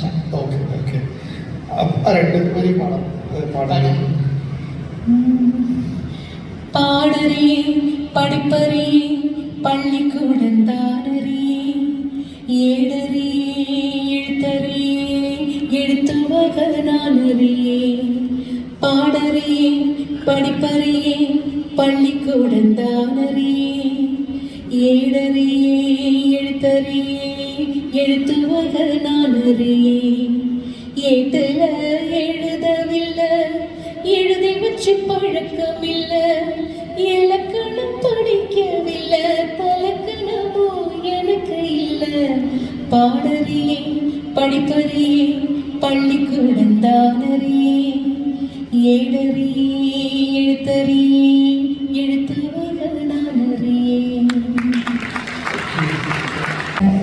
பூவே பூச்சூடவா இந்த നെഞ്ചിൽ പാൽവാർക്കവ. ഇതാണ് നോക്കത്തെ ദൂരത്ത് കണ്ണുകളുടെ ആ പൂവെ പൂച്ചടവ എന്നുള്ള സിനിമയ്ക്ക് വേണ്ടി ആദ്യം പാടിയാണ്. അപ്പോൾ ഇത് പാടി കഴിഞ്ഞിട്ട് എൻ്റെ അടുത്ത് കൺസോളിൽ വന്നിട്ട് എൻ്റെ അടുത്തൊരു കസേര തന്നുകൊണ്ടിരിക്കാൻ വന്നിട്ട് ഇത് കേട്ടിട്ട് ഇതിൽ എന്തെന്താ തപ്പ് നീ പാടിയിരിക്കുകയെന്ന് എനിക്ക് സ്വന്തമെന്ന് പറഞ്ഞു. അതായത് സെൽഫ് ക്രിറ്റിസിസം, ഞാൻ എന്തൊക്കെ തെറ്റ് ഞാൻ അടുത്ത് പാടിയിട്ടുണ്ടെന്നുള്ള ഞാൻ തന്നെ കണ്ടുപിടിച്ച് പറയാൻ പറഞ്ഞു. അതെനിക്കൊരു വലിയൊരു ഉപകാരമായി എന്ന് ഞാൻ വിചാരിക്കും. പിന്നെ നമുക്കെപ്പോഴും ഇപ്പം എൻ്റെ ഒരു പാട്ട് ഞാനിപ്പോൾ എവിടെയെങ്കിലും ഒരു ഷോപ്പിലൊക്കെ പോകുമ്പോൾ എൻ്റെ പാട്ട് ഇടുകയാണെങ്കിൽ എനിക്ക് അതിൻ്റെ തെറ്റുകൾ മാത്രമേ എൻ്റെ കാലിൽ ആദ്യം കേൾക്കുള്ളൂ. ഇപ്പം അതൊക്കെ ആയിപ്പോയി. അതൊരു ഒരു വിധത്തിൽ എന്നെ തീർച്ചയായും നമ്മുടെ ഇപ്പോഴത്തെ ഈ വർഷത്തിന്റെ ടോപ്പിക്കുമായിട്ട് ബന്ധപ്പെട്ട് കലർപ്പുകൾ എന്നുള്ള ടോപ്പിക്കുമായിട്ട് ബന്ധപ്പെട്ടിട്ട് എനിക്ക് ചേച്ചിയുടെ കരിയറായിട്ട് ഞാനിങ്ങനെ കണക്ഷൻ നോക്കുമ്പോൾ എനിക്ക് തോന്നുന്നത് ഭാഷയുമായിട്ടുള്ള ചേച്ചിയുടെ ഒരു കണക്ഷനാണ്. 25ഓളം ഭാഷകളിൽ ചേച്ചി പാടിയിട്ടുണ്ട്. 18ഓളം നമ്മുടെ ഇന്ത്യയിലെ ഭാഷകളും 7 വിദേശ ഭാഷകളിലൊക്കെ പാടിയിട്ടുണ്ട്. ചേച്ചി വളരെ ഭംഗിയായിട്ട് 4 സൗത്ത് ഇന്ത്യൻ ഭാഷകളിലും സംസാരിക്കും, അത് ഞാൻ കണ്ടിട്ടുണ്ട്. അതുകൂടാതെ അല്ലേ കന്നഡ പോരാ, എന്നാലും നന്നായിട്ടൊക്കെ സംസാരിക്കുന്നുണ്ട്, ഞാൻ കണ്ടിട്ടുള്ളതാണ്. കീരവാണി സാർ വന്നപ്പോൾ അദ്ദേഹത്തിനോട് തെലുങ്കിൽ സംസാരിക്കുന്നതൊക്കെ കണ്ടിട്ടുള്ളതാണ്. ഹിന്ദിയും ഒക്കെ ആ ഒരു ഭാഷയോടുള്ള ഒരു അത് കാരണം അത് ഒരുപാട് വ്യത്യാസം വരുമല്ലോ ഒരു സിംഗറെ സംബന്ധിച്ചിടത്തോളം. ഹിന്ദിയുടെ കാര്യം പറയുമ്പോൾ നമ്മൾ സ്കൂളിൽ പഠിക്കുമ്പോൾ നമുക്ക് കേരളത്തിൽ കമ്പൽസറി ആണല്ലോ നമ്മൾ ഹിന്ദി പഠിക്കണമല്ലോ. ഞാൻ അല്ലാതെ പ്രൈവറ്റായിട്ട് പ്രാഥമിക് ദൂസരി 2 പഠിച്ചിട്ടുണ്ട്. ഹിന്ദി എനിക്ക് എഴുതാനും വായിക്കാനും അറിയാം, സംസാരിക്കാൻ മാത്രം ആ ഫ്ലോ കിട്ടൂല. കാരണം കുറച്ച് നാൾ പ്രാക്ടീസിൽ കൂടെ അത് കിട്ടുള്ളൂ. അപ്പം എനിക്ക് സംസാരിക്കാൻ മാത്രം വലിയ വശമല്ല. ഞാൻ ഹിന്ദി പാട്ട് ഹിന്ദി തന്നെ എഴുതാറുള്ളൂ. കാരണം അപ്പോഴേ പ്രൊനൗൺസിയേഷൻ ഒന്നുകൂടെ ബെറ്റർ ആവുള്ളൂ എന്നുള്ളൊരു ഫീലിംഗ് ആണ് മനസ്സിൽ. അപ്പോൾ ഹിന്ദിയിൽ എഴുതും. തെലുങ്ക് പഠിച്ചത് ഈ പറഞ്ഞ മാതിരി തെലുങ്ക് റെക്കോർഡിങ്ങിന് പോകുമ്പം സിറ്റുവേഷൻ പറഞ്ഞു തരുമല്ലോ, അത് അവർ തെലുങ്കിൽ മാത്രമേ പറയുള്ളൂ. എനിക്ക് ആ ഭാഷ പഠിക്കാതിരിക്കാൻ പറ്റില്ല. പിന്നെ പീലിയുടെ ചേച്ചി എനിക്ക് തന്ന 2 വയസ്സ് അതാണ് അറിഞ്ഞൂടാത്ത ഭാഷ പാടും. പീലി ചേച്ചി ഒരുപാട് തെലുങ്ക് പാടിയിട്ടുണ്ട്. അപ്പോൾ ഒരു മാസ്റ്ററെ വെച്ച് പഠിച്ചിട്ടാണ് പാടിയിട്ടുള്ളത്. എൻ്റെ തോന്നുന്നു നീയും പഠിക്കണം തെലുങ്ക് പാട്ട് പാടാൻ തോന്നുന്നുണ്ട്. ഞാൻ മാസ്റ്ററിനെ ഒന്നും വെച്ചില്ല, എനിക്ക് SPB സാറാണ് അക്ഷരങ്ങൾ എഴുതി തന്നത്. അത് വെച്ച് ഈ പറഞ്ഞ മാതിരി വോയിസ് റൂമിലുള്ള സോങ് കോപ്പി ഉണ്ടാവുമല്ലോ, അത് നോക്കി ഞാൻ എഴുതി അങ്ങനെ പഠിച്ചത്. പക്ഷെ ആ ഒരു ഭാഷകളിൽ ചേച്ചി ഓരോ ഇവൻ വ്യവസായത്തിലായാലും ഹിന്ദിയിലായാലും ഒക്കെ, പക്ഷെ വിദേശ ഭാഷകളൊക്കെ എങ്ങനെയാണ്? അതൊക്കെ ഇപ്പോൾ ഒറിയ ബംഗാളിയൊക്കെ പാടുമ്പോൾ എനിക്ക് ഒട്ടും അറിയില്ല. ഒട്ടും അറിയില്ല. ഒട്ടും അറിയില്ല. അപ്പോൾ ഞാനത് അതിന് നമുക്ക് കുറച്ച് കൂടുതൽ സമയം എടുക്കേണ്ടി വരും. അവരുടെ ഉച്ചാരണം കണ്ടിട്ട് ഞാൻ അവരുടെ വായി പോകുന്നതനുസരിച്ച് ഞാനൊരു കോഡ് ഭാഷകളൊക്കെ ഉണ്ടാക്കി ഓയൊക്കെ എങ്ങനെ എഴുതും. അപ്പം അതിനൊക്കെ എന്തെങ്കിലും ഒരു കോഡിട്ട് വെക്കും. അപ്പം അത് അങ്ങനെ ശ്രമിച്ചപ്പോൾ കുറെ കൂടുതൽ സമയം എടുക്കും. പിന്നെ ഓരോ വാക്കുകളുടെയും അർത്ഥം അവർ പറഞ്ഞു തരും.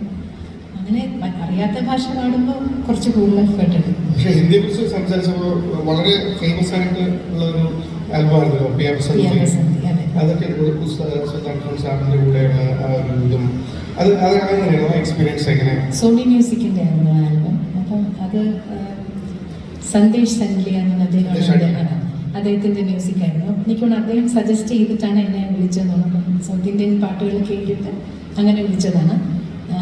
പിന്നെ സുൽത്താൻ ഖാൻ സാറിന്റെ ഞാൻ ആദ്യം അദ്ദേഹം ഇൻസ്ട്രുമെന്റ് വായിക്കുന്ന മാത്രമേ കണ്ടിട്ടുള്ളൂ. അപ്പം അദ്ദേഹം പാടുന്നത് എനിക്ക് അറിയില്ലായിരുന്നു. അങ്ങനെയാണ് ആദ്യമായിട്ട് അദ്ദേഹത്തിനെ എനിക്ക് ഭയങ്കര ടെൻഷനായിരുന്നു കണ്ടപ്പോൾ. പക്ഷെ അദ്ദേഹം വളരെ എന്താ പറയുക വളരെ തമാശയൊക്കെ പറഞ്ഞ് അങ്ങനത്തെ ഒരു മനുഷ്യനായിരുന്നു. അപ്പം അതുകൊണ്ട് എൻ്റെ ഒപ്പം പാടിയില്ല, ഞാൻ പാടുമ്പോൾ പക്ഷെ അവിടെ ഇരിപ്പുണ്ടായിരുന്നു.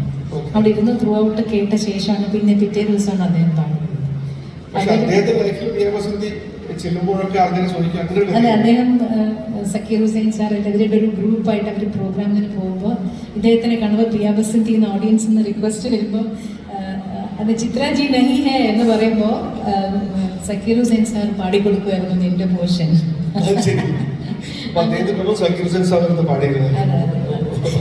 പക്ഷെ ആ ഒരു എക്സ്പീരിയൻസും ഒരുപാട് ഹെൽപ്പ് ചെയ്തിട്ടുണ്ട്. അതിന്റെ 2 വോളിയം, അത് ഫസ്റ്റ് വോളിയം ഹിറ്റ് ആയപ്പോൾ സെക്കൻഡ് വോളിയം കൂടെ റെക്കോർഡ് ചെയ്തിട്ടുണ്ട്. അത് ഇറങ്ങി. പിന്നെ ഒരുപാട് പേർക്ക് അറിയുമെന്നറിയില്ല, ചേച്ചിയുടെ ഒരു അടിപൊളി ഒരു റോക്ക് അല്ലെ ഇപ്പോഴത്തെ സലീം സുലൈമാൻ മ്യൂസിക് വീഡിയോന്റെ ആദ്യത്തെ അത് ശരിക്കും അഹെഡ് ഓഫ് ഇറ്റ്സ് ടൈംസ് എന്ന് പറയണം. ശരിക്കും അത് ഇപ്പോഴായിരുന്നെങ്കിൽ കുറെ കൂടി ഹിറ്റ് ആയേനെ. അന്ന് അത്രയ്ക്ക് അങ്ങോട്ട് ശ്രദ്ധിക്കപ്പെട്ടില്ല. ഒരു ഊട് റാപ്പർ, അതായത് മോഹം കാണിക്കാം. ഞാൻ കണ്ടിട്ടില്ല ഇതുവരെ. അത് ആരാന്ന് പോലെ. പക്ഷെ അതെങ്ങനെയാണ് ആ ഒരു പ്രോജക്റ്റ് എങ്ങനെയാണ്? പക്ഷെ അതൊരു ഡിഫറെന്റ് ആയിട്ടുള്ള ഒരു ജോണർ ആയിരുന്നു അല്ലേ? അതെ. പിന്നെ അതിന്റെ എനിക്ക് ഏറ്റവും ബുദ്ധിമുട്ടുള്ള ഒരു ഭാഗം എന്ന് പറഞ്ഞാൽ അതിന്റെ വീഡിയോ ഷൂട്ട് ചെയ്തപ്പോൾ ഭയങ്കര ഫാസ്റ്റ് ആയിട്ട് ഹൈറബ എന്നൊരു പാട്ടാണ്. അതന്നെ, അതും ഒരു ഭയങ്കര വല്ലാത്ത എക്സ്പീരിയൻസ് ആയിരുന്നു. വെച്ചാൽ ആ ഒരു ഫോർച്യൂൺ ടെല്ലറായിട്ടാണ്. അപ്പൊ ആ ഒരു ഇത് ക്രിയേറ്റ് ചെയ്യാനായിട്ട് എന്നെ ഉന്മേഷം കിട്ടിച്ചു. അത് കൂടാതെ ആ സെറ്റിൽ മുഴുവൻ ഈ കറുത്ത ചാർക്കോളിന്റെ പൊടി സ്പ്രേ ചെയ്തിട്ടാണ് ഒരു കറുപ്പ്. അതിൽ നിന്നിങ്ങനെ പൊടി വീണിട്ട് നോക്കുമ്പോൾ എനിക്ക് അലർജിയൊക്കെ ആയി അത് കഴിഞ്ഞപ്പോൾ. പക്ഷെ പിന്നെ ഈ ലിറിക്സ് മുഴുവൻ ബൈഹാർട്ടി നോക്കാൻ പാടില്ല, എവിടെയും ബൈഹാർട്ടി ഉണ്ട്. അല്ല, എനിക്കിപ്പോഴും എൻ്റെ ഇഷ്ടം എന്താണെന്ന് ചോദിച്ചാൽ ആ പഴയ ലൈവ് റെക്കോർഡിങ് തന്നെയാണ് ഇഷ്ടം. കാരണം ഒരുവിധമുള്ള ഫീഡ്ബാക്കൊക്കെ നമുക്ക് അപ്പം തന്നെ കിട്ടും. എത്രയോ സീനിയർ ആയിട്ടുള്ള മ്യൂസീഷ്യൻസ് ഒക്കെയാണ് അന്ന് കൂടെ സപ്പോർട്ട് ചെയ്യാനുള്ളത്. അപ്പോൾ അവരൊക്കെ അപ്പം തന്നെ കേട്ട് കഴിയുമ്പോൾ ചിലപ്പോൾ കുഴந்தை നല്ലവർക്ക് എന്നൊക്കെ പറയും. ചിലരെന്തെങ്കിലുമൊക്കെ കറക്ഷൻ പറഞ്ഞു. വീണ പാർത്ഥസാരഥി സാറൊക്കെ ഉണ്ടായിരുന്നല്ലോ, അവരൊക്കെ ഇങ്ങനെ എന്തെങ്കിലുമൊക്കെ പറഞ്ഞു തരാറുണ്ടായിരുന്നു കറക്ഷൻ. അതങ്ങനെ പറഞ്ഞു അന്ന് പിന്നെ സുശീലമ്മയുടെ അന്ന് പാട്ട് കേൾക്കുന്നു. അങ്ങനെയൊക്കെ ഒരുപാട് സജഷൻസ് നമുക്ക് അപ്പം അന്ന് കിട്ടുമായിരുന്നു. പിന്നെ എല്ലാവരുമായിട്ടുള്ളൊരു കുടുംബം പോലുള്ളൊരു ഫീലിംഗ് ഉണ്ടായിരുന്നു അന്ന് എല്ലാവരും. പക്ഷെ ഇപ്പം അന്നത്തെ മ്യൂസീഷ്യൻസിൽ ആരൊക്കെ ജീവിച്ചിരിപ്പുണ്ടെന്ന് പോലും ഇപ്പം അറിയില്ല. നമ്മൾ അങ്ങനെ ഇപ്പം എല്ലാം ഒറ്റപ്പെട്ടു പോയി. നമ്മളിപ്പോൾ ഞാൻ ഒറ്റയ്ക്ക് എൻ്റെ സ്റ്റുഡിയോയിൽ പാടുന്നു, എൻ്റെ കൂടെ പാടുന്ന മെയിൽ സിംഗർ ആരാന്ന് അറിയില്ല. അത് ക്വസ്റ്റ്യൻ മാർക്ക് ഇട്ട് വയ്ക്കാൻ പലപ്പോഴും ബുക്കിനകത്ത്. പിന്നെ ആയിരിക്കും അറിയുന്നത് ആരാ ചോദിക്കുമ്പോൾ ഡിസൈഡ് ചെയ്തിട്ടില്ല. പിന്നെ പറയും ഇപ്പോഴിങ്ങനെ ഒരു പാട്ട് 4-5 പേര് പാടിയിട്ട് അതിൽ നിന്ന് ആർക്കെങ്കിലും ഒരാളുടെ എടുക്കുക, അങ്ങനെയൊക്കെയാണ് ഇപ്പോൾ ഇപ്പോഴത്തെ രീതി. അതുകൊണ്ട് ഇപ്പം വെച്ചാൽ ഈ ഫുള്ളായിട്ട് പാടുന്നില്ലല്ലോ, എല്ലാം ഒരു വരി പെർഫെക്റ്റ് ആയിട്ട് പാടിയിട്ട് അടുത്ത ലൈനിൽ പോയാൽ മതി. അങ്ങനെയാണ് ഇപ്പോഴത്തെ റെക്കോർഡിംഗ് രീതി. എനിക്ക് പക്ഷേ ഒരു പല്ലവിയെങ്കിലും മുഴുവനായിട്ട് പാടിയിട്ട് അങ്ങനെ പോകണം എന്നാണ്. ഞാൻ മോസ്റ്റ്ലി അങ്ങനെ തന്നെയാണ് ചെയ്യാറ്. പിന്നെ ഏതെങ്കിലും നമുക്കൊരു ശ്വാസം കിട്ടാത്ത പോലത്തെ പാട്ടൊക്കെ ആണെങ്കിൽ ഇടയ്ക്ക് പഞ്ച് ചെയ്തിട്ടുണ്ട്. പുതിയ തലമുറയിൽ ഒരുപാട് പേരായിട്ട് ചേച്ചി വർക്ക് ചെയ്തിട്ടുണ്ട്. ഒരുമിച്ച് നിന്ന് പാടലേ കുറവാണ് അല്ലേ? പക്ഷെ മ്യൂസീഷ്യൻസ് റഹ്മാൻ സർ പോലെയുള്ള ആൾക്കാരൊക്കെ ആ ഒരു അതിൽ നിന്നും ഒരുപാട് കാര്യങ്ങൾ പഠിച്ചിട്ടുണ്ടാവുമല്ലോ. നമ്മളുടെ പുതിയ കാര്യങ്ങൾ പഠിക്കുമ്പോഴാണ് നമ്മളുടെ ക്രാഫ്റ്റും കുറച്ചുകൂടി മെച്ചപ്പെട്ട. മറ്റുള്ള അതുവരെ റഹ്മാൻ അദ്ദേഹത്തിന്റെ എൻട്രി വരുന്നതിന് മുമ്പ് വരെ ഒരു പാട്ട് എങ്ങനെയാണെന്നുള്ളത് നമ്മൾ പാടിക്കഴിയുമ്പോൾ ഇതാണ് ആ പാട്ടെന്നുള്ളത് നമുക്കറിയാം. റഹ്മാൻ സാറിന് പാടാൻ പോകുമ്പോൾ എനിക്ക് വെറുതെ അദ്ദേഹം ഒരു റിതം പാറ്റേൺ ഓൾറെഡി ഫീഡ് ചെയ്ത് വെച്ചത് അത് എനിക്ക് കാതിൽ കിട്ടും. എൻ്റെ കൂടെ അദ്ദേഹം വായിക്കും പാടുമ്പോൾ. അപ്പം ആദ്യം ഞാൻ പാടുന്നത് രുക്കുമണി രുക്കുമണി അക്കം പക്കം എന്നെ സത്തം കാത് രണ്ടു കൂസുതടി കണ്ടുപിടി എന്നെ സത്തം എന്നൊരു പാട്ടായിരുന്നു. അപ്പം ഇതിൻ്റെ റിതം പാറ്റേൺ ഇങ്ങനെ കാതിൽ കേൾക്കും. അദ്ദേഹം കൂടെ വായിച്ചു തരിക. അപ്പം എൻ്റെ കൂടെ ആരാ പാടുന്നത്, എസ് പി ബി സാറാണ് പാടുന്നതെന്ന് എനിക്കൊന്നും അറിയില്ല. അങ്ങനെയാണ് അന്ന് അത് റെക്കോർഡ് ചെയ്തത്. അപ്പോൾ അതെനിക്കൊരു പുതിയ എക്സ്പീരിയൻസ് ആയിരുന്നു. ഈ പാട്ടിൻ്റെ ഔട്ട്പുട്ട് എങ്ങനെയായിരിക്കുമെന്ന് നമുക്കറിയില്ല. ഓർക്കസ്ട്രേഷൻ ഒന്നും ചെയ്തിട്ടില്ല, കൂടെ പാടി മെയിൽ സിംഗറും പാടിയിട്ടില്ല. അപ്പം അങ്ങനെ ഒരു പിന്നെ അത് യൂസ് മലർകൾ കേട്ടുള്ള പാട്ട് റഹ്മാൻ സാർ ചേച്ചി വരാൻ വേണ്ടി 3 മാസം വെയിറ്റ് ചെയ്തു എന്ന് കേട്ടിട്ടുണ്ട്. അതുപോലെ ഒരു കാര്യം കൂടെ പറഞ്ഞിട്ട് മലർകളി ഇത് എന്നെ കനവാന്നുള്ള പാട്ട് റെക്കോർഡ് ചെയ്യാൻ പോയിട്ട് അന്ന് എൻ്റെ അടുത്ത് ഞാൻ പല്ലവി പാടി കഴിഞ്ഞപ്പോൾ ചോദിച്ചു മൂഡ് ശരിയില്ല എന്ന് ചോദിച്ചു. എന്ത് പറ്റി ഇങ്ങനെ ചോദിക്കുന്നു? അതിന് നമുക്കില്ലേ കുഴപ്പമൊന്നുമില്ലല്ലോ, ഒരു പാട്ടി എടുക്കലാമോ എന്ന് ചോദിച്ചു. ഞാനൊന്നുകൂടെ പാടി കഴിഞ്ഞപ്പോൾ ഒരു ചിന്ന ബ്രേക്ക് എടുക്കണം എന്ന് പറഞ്ഞു. അപ്പം എനിക്ക് മനസ്സിലിങ്ങനെ തോന്നുന്നു, ഈശ്വര ഞാൻ പാടുന്നത് ശരിയാവാഞ്ഞിട്ടാണോ അദ്ദേഹത്തിന് എന്താണ് എനിക്ക് അദ്ദേഹത്തിന് ഇഷ്ടപ്പെട്ടില്ല എന്നൊരു ഫീലിംഗ് ഉണ്ടായിരുന്നു മനസ്സിൽ. അന്ന് അനിരുദ്ധ് സാർ പാടിയിട്ടില്ല, ഞാനാണ് ആദ്യം പാടിയത്. അപ്പം അത് കഴിഞ്ഞപ്പോൾ എങ്ങനെ പറഞ്ഞോളൂ പറയാമല്ലേ, ഇതാണ് എനിക്ക് ആകെ അദ്ദേഹത്തിൻ്റെ അടുത്ത് നിന്നുള്ള ഒരു കുറച്ച് വിഷമിപ്പിക്കുന്ന എക്സ്പീരിയൻസ് അതാണ്. ബാക്കിയൊന്നും ഒരിക്കലും പറയാതെ നമ്മൾ എന്ത് പാടിയാലും അതെല്ലാം റെക്കോർഡ് ചെയ്ത് വെച്ചിട്ട് അതിൽ നിന്ന് അദ്ദേഹത്തിന് എന്ത് വേണമോ ഏത് ഇഷ്ടപ്പെട്ടോ അത് മാത്രം എടുത്ത് വെക്കും. ഇങ്ങനെയാണ് ചെയ്യാറുള്ളത്. ഒരു ചെറിയൊരു ബ്രേക്ക് എടുത്തൊരു ചായയൊക്കെ കുടിച്ചിട്ട് വന്നിട്ട് പിന്നെ ബാക്കി ചരണം പാടി. അപ്പോൾ ആദ്യം 2-3 പ്രാവശ്യം മൂഡ് ശരിയില്ല, ഉടമ്പ് ശരിയില്ല എന്നൊക്കെ ചോദിച്ചുകൊണ്ടിരുന്നു. അപ്പോൾ ഞാൻ വിചാരിച്ചു അദ്ദേഹം ഉദ്ദേശിക്കുന്നത് എൻ്റെ അടുത്ത് നിന്ന് കിട്ടുന്നില്ലായിരിക്കുമോ ആണോ അങ്ങനെ ചോദിക്കണം. ഞാനും പിന്നെ കുറച്ച് നേരം ഒന്ന് ആലോചിച്ചൊക്കെ ഇരുന്നിട്ട് പിന്നെ അപ്പോൾ എനിക്ക് പക്ഷെ അങ്ങനെ പ്രശ്നമൊന്നുമില്ലായിരുന്നു. പക്ഷെ പിന്നെ പാടിയപ്പോൾ ഓക്കെ ആയി. തീർച്ചയായും മലർകൾ കേട്ടേൻ വനമേ തന്തനെ തണ്ണീർ കേട്ടേൻ അമൃതം തന്തനെ മലർകൾ കേട്ടേൻ വനമേ തന്തനെ തണ്ണീർ കേട്ടേൻ അമൃതം. അതൊക്കെ പിന്നെ അദ്ദേഹത്തിൻ്റെ കൂടെ നിന്ന് പാടുന്ന ഒരു വലിയ എക്സ്പീരിയൻസ് ആണ്, നമ്മൾ കാണുകയല്ലേ. അപ്പം ഞാൻ പറയാം, എനിക്ക് കിട്ടിയിട്ടുള്ളൊരു വലിയ ഭാഗ്യം എന്ന് പറയുന്നത് ദാസേട്ടൻ, S P B sir, Hariharan sir ഇവരുടെയൊക്കെ കൂടെ നിന്ന് പാടാൻ പറ്റിയിട്ടുണ്ട്. അപ്പോൾ അവരെങ്ങനെയാണ് മൈക്കിനെ ഫേസ് ചെയ്യുന്ന ഓരോ വാക്ക് ഉച്ചരിക്കുന്നത്, ഉച്ചാരണം എങ്ങനെയാണ്, എക്സ്പ്രഷൻസ് എങ്ങനെയാണ്, ഇങ്ങനെ ഒരുപാട് കാര്യങ്ങൾ നമുക്ക് കണ്ടു പഠിക്കാൻ പറ്റും. അതെനിക്ക് കിട്ടിയൊരു വലിയൊരു ഭാഗ്യമായിട്ട് ഞാൻ വിചാരിക്കുന്നു. എന്തായാലും അധികം സമയമില്ല, നമ്മൾ ഇനി ഒരു പെർഫോമൻസ് കൂടി ഉണ്ട്. ഞാൻ വിചാരിച്ചു 1-2 ചോദ്യം നമുക്ക് ഓഡിയൻസിൻ്റെ ആരുടെക്കെങ്കിലും എന്തെങ്കിലും ചോദ്യം ഉണ്ടെങ്കിൽ. വിദ്യാധരൻ മാഷിനെ കുറിച്ച് ഞാനൊരു വാക്ക് പറഞ്ഞോട്ടെ.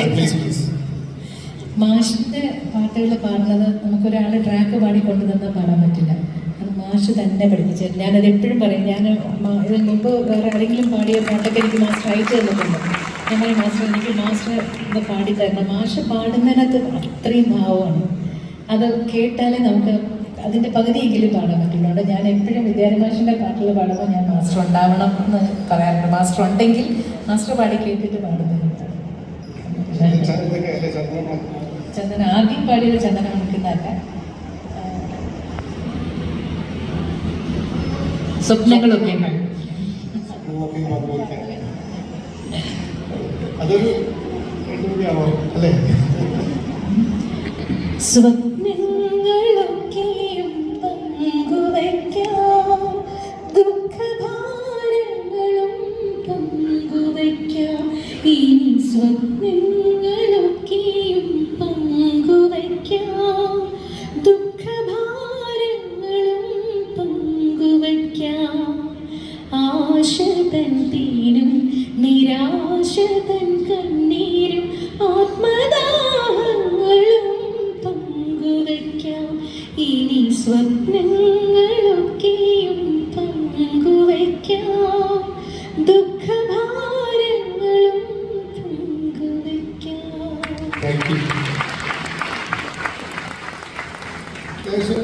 രണ്ട് പാട്ട് പാടാൻ വേണ്ടിയിട്ട് മാത്രമല്ല പറയാം, പാട്ട് പാടാനാണോ പറയാം? നമസ്കാരം. എനിക്കൊന്ന് ഈ ഒരു നിമിഷത്തിൽ എനിക്ക് എന്താ പറയണ്ടതെന്ന് പോലും അറിയില്ല. എൻ്റെ പേര് ശ്വേത. ഇത്ര അടുത്ത് നിന്ന് മാറുമായിട്ട് സംസാരിക്കാൻ സാധിച്ചു തന്നെ എനിക്ക് ജീവിതത്തിൽ ഒരിക്കലും മറക്കാൻ പറ്റാത്തൊരു അവസരമായിരിക്കും. എനിക്ക് ചോദിക്കാനുള്ളത്, ഞാൻ പഴയ പാട്ടുകളുടെ ഒരു കടുത്ത ആരാധകയാണ്. എനിക്ക് പഴയ പാട്ടുകളൊക്കെയാണ് ഇഷ്ടം. ഒബിയസ്ലി മാവിൻ്റെ പാട്ടുകളൊക്കെ കേട്ട് വളർന്നിട്ടുള്ള ഒരാളാണ്. എനിക്ക് ചോദിക്കാനുള്ളത്, ഇന്നത്തെ കാലഘട്ടത്തിൽ ഇപ്പം ആലാപനത്തിൻ്റെ ശൈലി ഭേദങ്ങളാണ് നമ്മുടെ വിഷയം തന്നെ. അപ്പോൾ ഇന്നത്തെ കാലഘട്ടത്തിൽ പാട്ടുകളുടെ ശൈലിയിലും ആ ഒരു രീതിയിലുമൊക്കെ മാറ്റങ്ങൾ വന്നിട്ടുണ്ടാവും. ഇപ്പോൾ എത്രത്തോളം രാഗാധിഷ്ഠിതമാണെന്ന് ചോദിച്ചാൽ തന്നെ ചിലപ്പോൾ കുറച്ച് അത്ര അധികം പണ്ടത്തെ പോലെ ആയിരിക്കില്ല. ഇപ്പോൾ വിദ്യാധര മാസ്റ്ററൊക്കെ ഇവിടെ ഇരിക്കുന്നുണ്ട്. അപ്പം ആ ഒരു പാട്ടുകളുടെയൊക്കെ ഒരു ശൈലിയിൽ നിന്ന് മാറിയിട്ടുണ്ട്. അപ്പോൾ അതിനെക്കുറിച്ച് എന്തെങ്കിലും പരാമർശിക്കാൻ തോന്നുന്നുണ്ടോ? അതായത് ഇപ്പോഴത്തെ ഒരു പാട്ടുകളുടെ ശൈലിയിൽ വന്ന മാറ്റങ്ങളെ കുറിച്ച് എന്തെങ്കിലും, അത് പഴയ പാട്ടുകളെ അപേക്ഷിച്ച്? എനിക്ക് കോൺട്രവേഴ്സിയെ കൊണ്ട് തലയിടാൻ താല്പര്യമില്ല. എന്നാലും ഈ ചോദിച്ച ചോദ്യത്തിന് എനിക്ക് തോന്നുന്ന ഒരു ചെറിയ കാര്യം പറയാം. പണ്ടൊക്കെ ഓരോ പാട്ടും, പ്രത്യേകിച്ച് ദക്ഷിണാമൂർത്തി സ്വാമി, അതുപോലെ പിന്നെ ദേവരാജ മാസ്റ്റർ, എല്ലാം ഒരു രാഗം ബേസ് ചെയ്തിട്ടായിരുന്നു. അത് ബാബുക്ക അങ്ങനെ ആയിരുന്നില്ല. ബാബുക്കയ്ക്ക് അദ്ദേഹത്തിൻ്റെ മനസ്സിൽ നിന്ന് വരുന്നത് അദ്ദേഹം പാടുമായിരുന്നു. പക്ഷെ മറ്റുള്ളവരൊക്കെ ഒരു രാഗത്തിൻ്റെ എസെൻസ് എന്താണെന്നുള്ള അവരുടെ ഒരു പാട്ടെന്ന് നമുക്ക് പഠിക്കാൻ പറ്റുമായിരുന്നു, സിനിമാ പാട്ടുകളാണെങ്കിൽ പോലും. അപ്പം അത്രയും രാഗ ബേസ്ഡ് ആയിരുന്നു ഒരു അന്നത്തെ കാലത്ത്. അത് കഴിഞ്ഞപ്പോൾ അത് കുറച്ച് മാറി വന്നു. ഇപ്പം എനിക്ക് ഒരിടയ്ക്ക് ഭയങ്കരമായിട്ടൊരു വെസ്റ്റേൺ കൾച്ചർ നമ്മുടെ ഇതിനകത്തോട്ട് കയറി വന്നിരുന്നു. ഇപ്പം കാണുന്നത് എന്താ വെച്ചാൽ, അതിനെ ഞങ്ങളൊക്കെ സംഗീതം പഠിക്കുന്ന സമയത്ത് പല്ലവി, അനുപല്ലവി, ചരണം, അങ്ങനെ ഒരു ഫോമാറ്റ് ഉണ്ടായിരുന്നു. ഇപ്പം അങ്ങനെ ഇല്ല. സ്റ്റാൻസാസ്, ചിലപ്പോൾ ഒരു സ്റ്റാൻസ മാത്രമേ ഉണ്ടാവുള്ളൂ. അത് ചിലപ്പോൾ ഭയങ്കര വലുതായിരിക്കും. ചരണം എന്ന് പറഞ്ഞാൽ ചിലപ്പോൾ 4 വരി ഉണ്ടാവുള്ളൂ. ഒരു മൊത്തത്തിലൊരു ഫോമാറ്റ് മാറിയിട്ടുണ്ട്. പിന്നെ പല സംഗീത സംവിധായകരും ഞാൻ കേട്ടിട്ടുള്ള, ഇപ്പോഴത്തെ കേട്ടിട്ടുള്ളത്, സിനിമയിൽ പാട്ട് വരുന്ന സമയത്ത് എല്ലാവരും ഇറങ്ങി വെളിയിൽ പോകും, സ്മോക്ക് ചെയ്യാൻ പോകും, ബാത്റൂമിൽ പോകും. അതുകൊണ്ട് ഷോർട്ടായിട്ടുള്ള പാട്ട്. അങ്ങനെയാണ് ഇപ്പോൾ ഒരു പടത്തിൽ കൊച്ചായിട്ടൊരു 12-14 പാട്ടൊക്കെ ചിലപ്പോൾ നമ്മളിപ്പോൾ കാണുന്നുണ്ട്. അപ്പോൾ ഈ കാലം മാറുന്നതിനനുസരിച്ച് മാറും, നമ്മളും കൂടെ അങ്ങ് പോവുക, അത്രയേ ഉള്ളൂ. ഈ കൂടുതൽ ക്രിട്ടിസൈസ് ചെയ്യാൻ നിൽക്കുന്നില്ല. അതിനെക്കുറിച്ച് ഒന്നിനെ കുടുംബക്കാര അല്ലെങ്കിൽ ജ്യോത്സ്യന്മാര ആരെങ്കിലും എന്തെങ്കിലും ഇങ്ങനെ പ്രസിദ്ധി ആർജിക്കുന്ന മുൻപേ പറഞ്ഞു വെച്ചിട്ടുണ്ടാവും. അങ്ങനെ മിക്ക ആൾക്കാരും അങ്ങനെ പറഞ്ഞു കേട്ടിട്ടുണ്ട്. ചേച്ചിനെ കുറിച്ച് അങ്ങനെ എന്തെങ്കിലും പറഞ്ഞു വെച്ചിട്ടുണ്ടാവും? എൻ്റെ ജാതകം എഴുതിയത് എൻ്റെ അപ്പൂപ്പൻ തന്നെയാണ്. എൻ്റെ അമ്മയുടെ അച്ഛൻ ജ്യോത്സ്യം പഠിച്ച് എഴുതിയതാണ്. അതിൽ പ്രശസ്തി എന്നൊന്നും പറഞ്ഞിട്ടില്ല, പക്ഷെ നാവ് കൊണ്ട് ജീവിക്കുന്ന ജോലിയായിരിക്കും ഞാനെന്ന് പറഞ്ഞിട്ടുണ്ട്. അപ്പോൾ ഒന്നുകിൽ ടീച്ചറാകും ഞാനപ്പോൾ, അതാണ് ഞാൻ ടീച്ചർ എന്ന് വിചാരിച്ചുകൊണ്ടിരുന്നത്. പഠിപ്പിക്കുകയാണല്ലോ, ഒന്നുകിൽ ടീച്ചറാവും അല്ലെങ്കിൽ അഡ്വക്കേറ്റ് ആവാനുള്ള ബുദ്ധിയൊന്നുമില്ല. അപ്പോൾ ഞാൻ ടീച്ചർ എന്നുള്ളൊരു ഉദ്ദേശത്തിലിരുന്നത്. അതുകൊണ്ട് നാവ് കൊണ്ട് ജീവിക്കുന്ന ഒരാളായിരിക്കും എന്ന് പറഞ്ഞിട്ടുണ്ട്. Malayalam is not that good. പക്ഷെ ചിത്ര ചേച്ചിയെ ഞാൻ കണ്ടത് ന്യൂജേഴ്സിയിലാണ്. You had come to award my dearest friend Suma Nair for the Nightingale of New Jersey. Appo kandadana. One question which I want to ask you is, as a musician, as such a well-known singer, what do you feel is the contribution of your life partner, your husband, in making you what you are? മലയാളത്തിൽ പറഞ്ഞോട്ടെ, എല്ലാവർക്കും മനസ്സിലാവും. അതായത് തീർച്ചയായിട്ടും ഒരു female ഒരു ലേഡിക്ക് തീർച്ചയായിട്ടും ഹസ്ബൻഡിന്റെ സപ്പോർട്ട് ഇല്ലെങ്കിൽ നമുക്ക് മുമ്പോട്ട് പോകാൻ ബുദ്ധിമുട്ട് തന്നെയാണ്. എൻ്റെ ഹസ്ബൻഡ് തീർച്ചയായിട്ടും എൻ്റെ ഒരു ബാക്ക് ബോൺ എന്ന് തന്നെ പറയണം. അത്രയും സപ്പോർട്ട് ചെയ്തിട്ടുണ്ട്. എന്നേക്കാൾ കൂടുതൽ എൻ്റെ അച്ഛൻ എങ്ങനെ വിചാരിച്ചിരുന്നു അതുപോലെ എൻ്റെ ഫ്യൂച്ചറിന് വേണ്ടിയിട്ട് എന്തൊക്കെ വേണം, ഒരു സ്റ്റുഡിയോ, സ്വന്തമായിട്ടൊരു സ്റ്റുഡിയോ വേണമെന്ന് ഉദ്ദേശിച്ച് സ്റ്റുഡിയോ ഉണ്ടാക്കി തന്നത് ചേട്ടനുണ്ട്. അതുപോലെ ഓഡിയോ ട്രാക്സ് പറഞ്ഞൊരു എൻ്റെ ഓൺ സ്വന്തമായിട്ടൊരു ലേബൽ, എനിക്കിഷ്ടമുള്ള പാട്ടുകൾ നമുക്ക് നമ്മുടെ സ്വന്തമായിട്ട് ഇറക്കാനാണ്. അതിനെല്ലാം ഫുൾ സപ്പോർട്ട് ചെയ്തതും പ്ലാൻ ചെയ്തതും എല്ലാം ഇതിൻ്റെ അടുത്ത് തന്നെ.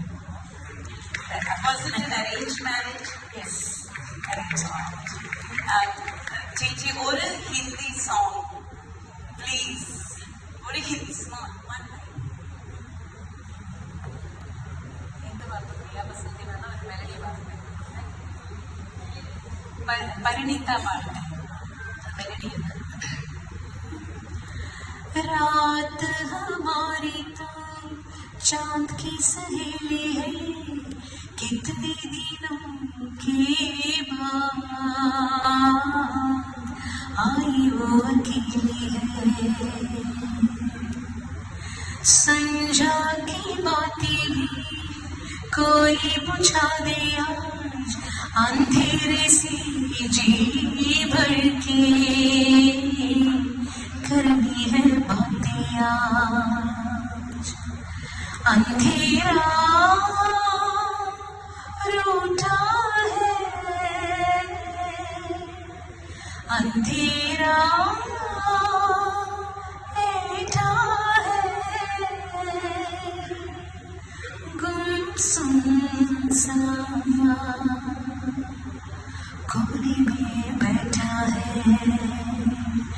रात हमारी तो चांद की सहेली है कितने दिनों के बाद आई वो अकेली है संजा की बातें भी कोई बुझा दे आज अंधेरे से जी भर के करनी है बातें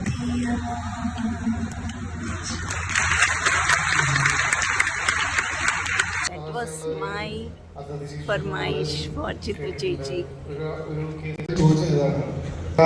അങ്ങനെ ചോദിച്ചിട്ടോ ചിത്ര ഇത്രയും അധികം ജോണറുകളിലും എല്ലാം പാടി ഒരുപാട് ഡിഫറെന്റ് ആയിട്ടുള്ള എല്ലാം പാടി ഇനി എന്ത് ചെയ്യണം എന്നാണ് ചിത്രയുടെ ആഗ്രഹം ഇതെനിക്ക് ചെയ്യണം എന്താണ് മാറണം എന്നുള്ളത് തന്നെയാണ് ആഗ്രഹം. താങ്ക് യു ചേച്ചി അങ്ങനെ തന്നെ ഉണ്ടാവട്ടെ ഇതുപോലെ എല്ലാവരും അങ്ങനെ തന്നെ കൈയടിക്കട്ടെ അല്ലേ നമ്മളുടെ എല്ലാവരുടെയും സ്വകാര്യ അഹങ്കാരമായ കേസില്ല താങ്ക് യു സോ മച്ച് വളരെ സന്തോഷം ചിത്ര ചേച്ചി, താങ്ക് യു സോ മച്ച്. തിരുവനം രാജ്യാന്തര ഗ്രാമോത്സവം 2025 വേദി Dhanya. Thank you Kishan Kumar sir. വളരെ സന്തോഷമായ ഒരു സായാഹ്ന സംഭാഷണം എന്ന് തന്നെ പറയാം. Thank you so much. എന്തായാലും ഇവർക്ക് രണ്ടുപേർക്കും ഒരു സ്നേഹോപഹാരം നൽകാതെ എന്തായാലും വേദിയിൽ നിന്നും കുട്ടന്മായി നമ്മളോടൊപ്പം എത്തിച്ചേർന്നിട്ടുണ്ട്. അദ്ദേഹം കുറച്ചും കൂടി നേരത്തെ ഉണ്ടായിരുന്ന വേദിയിൽ നമ്മളോടൊപ്പം എത്തേണ്ടതായിരുന്നു. പക്ഷെ അദ്ദേഹം ഒരു വളരെ വേല കൊട്ടി തീർത്ത് ഇങ്ങോട്ട് എത്തിയിട്ടേ ഉള്ളൂ. അതുകൊണ്ടാണ് ഇത്തിരി വൈകിയത്. അദ്ദേഹത്തിനോടൊപ്പം ഫോട്ടോ എടുക്കുകയാണ് നമ്മുടെ ആനന്ദ് സർ. അതിനുശേഷം അദ്ദേഹം വേദിയിലേക്ക് വളരെ സന്തോഷത്തോടെയും ആദരവോടെയും വേദിയിലേക്ക് സ്വാഗതം ചെയ്യുന്നു. നമ്മുടെ പ്രിയങ്കരിയായ ചിത്ര ചേച്ചിക്കും കിഷൻ കുമാർ സാറിനും പെരുവനം ഇന്റർനാഷണൽ വില്ലേജ് ഫെസ്റ്റിവലിന്റെ ഭാഗത്ത് നിന്ന് ഒരു സ്നേഹോപഹാരം സമർപ്പിക്കുന്നതിനായി ശ്രീ പെരുവനം കുട്ടൻ മാരാർ അദ്ദേഹത്തെ സ്വാഗതം ചെയ്യുന്നു. പത്മശ്രീ പെരുവനം കുട്ടൻ മാരാർ സാർ നമ്മളോടൊപ്പം വേദിയിലുണ്ട്. അദ്ദേഹം ഒരു സ്നേഹോപഹാരം നമ്മുടെ പ്രിയങ്കരിയായ ചിത്ര ചേച്ചിക്ക് കൈമാറുന്നു.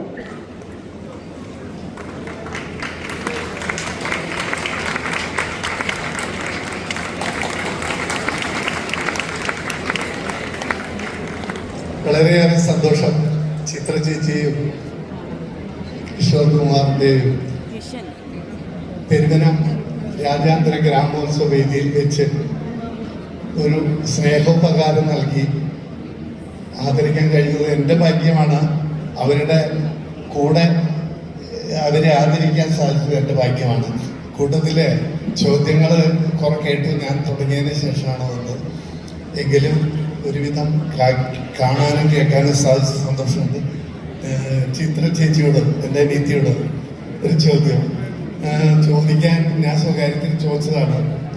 ഞാൻ ഒരു 80s ചിത്ര പാട്ട് തുടങ്ങിയ കാലം കുട്ടി ആയിട്ട് ഫ്രോക്കോ ഒക്കെ ഇട്ട് തരങ്കണി സ്റ്റുഡിയോയിൽ റെക്കോർഡിങ്ങിന് വന്നു. എം ജി രാധാകൃഷ്ണൻ സാറായിരുന്നു മ്യൂസിക് ഡയറക്ടർ. അപ്പോൾ അന്ന് ഒരു തില്ലാനയാണ്, സാധു തിരുനാളിൻ്റെ ഒരു തില്ലാനയാണ്. സിനിമയ്ക്ക് വേണ്ടിയിട്ടാണോ വേറെ എന്തിനു വേണ്ടിയാണോ എന്ന് എനിക്കറിയില്ല. ഒരു അത് റെക്കോർഡ് ചെയ്തു. അന്ന് അതിന് ഇടയ്ക്ക കൊട്ടാനാണ് ഞാൻ തരങ്കണിയിൽ ചെന്നത്. അപ്പോൾ ഈ റെക്കോർഡിങ്ങിൻ്റെ അനുഭവം പറയുമ്പോൾ എം ജി കുട്ട ഇടയ്ക്ക കരയണു ഈ കയ്യനക്കുമ്പോൾ ഇതിൻ്റെ ശബ്ദം, ആ ശബ്ദം ഇടയ്ക്ക കരയണു എന്ന് പറയുന്നതും ഇല്ലാന്നെങ്കിൽ കഷ്ടിച്ചിടയ്ക്ക് ഞാൻ വായിച്ചു. ഒരു 2 പാട്ടിന് റെക്കോർഡിങ്ങിന് വായിച്ചിട്ടുണ്ടാവുള്ളൂ. ചിത്രയുടെ ആ പാട്ടാണ് ഇതില്ലാനെ സ്വാധീനമാകട്ടെ. അങ്ങനൊരു മഹാഭാഗ്യം കൂടി ഉണ്ടായിട്ടുണ്ട് എന്നോർത്തതാണ്. ഞാൻ ഈ ചോദ്യം ചോദിച്ചത് MG രാധാകൃഷ്ണൻ സാറിനെ ഓർക്കാനും അദ്ദേഹത്തിൻ്റെ ഇങ്ങനെ ഒരു സ്വാതന്ത്ര്യനാൾ കരുതി അവിടെ റെക്കോർഡ് ചെയ്തത് ഓർമ്മയുണ്ട്. ഓർമ്മയുണ്ട്.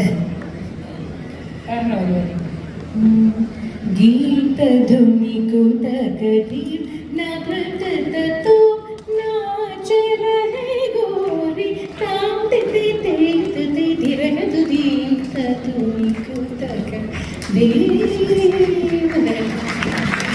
വളരെ സന്തോഷം ചിത്ര ചേച്ചി. വളരെ നന്ദി കുട്ടന്മാരെ അദ്ദേഹത്തിന് ഇവിടെ എത്തിച്ചേരുന്നതിൽ ഒരുപാട് സന്തോഷം. Thank you Kishan Kumar sir. Thank you very much.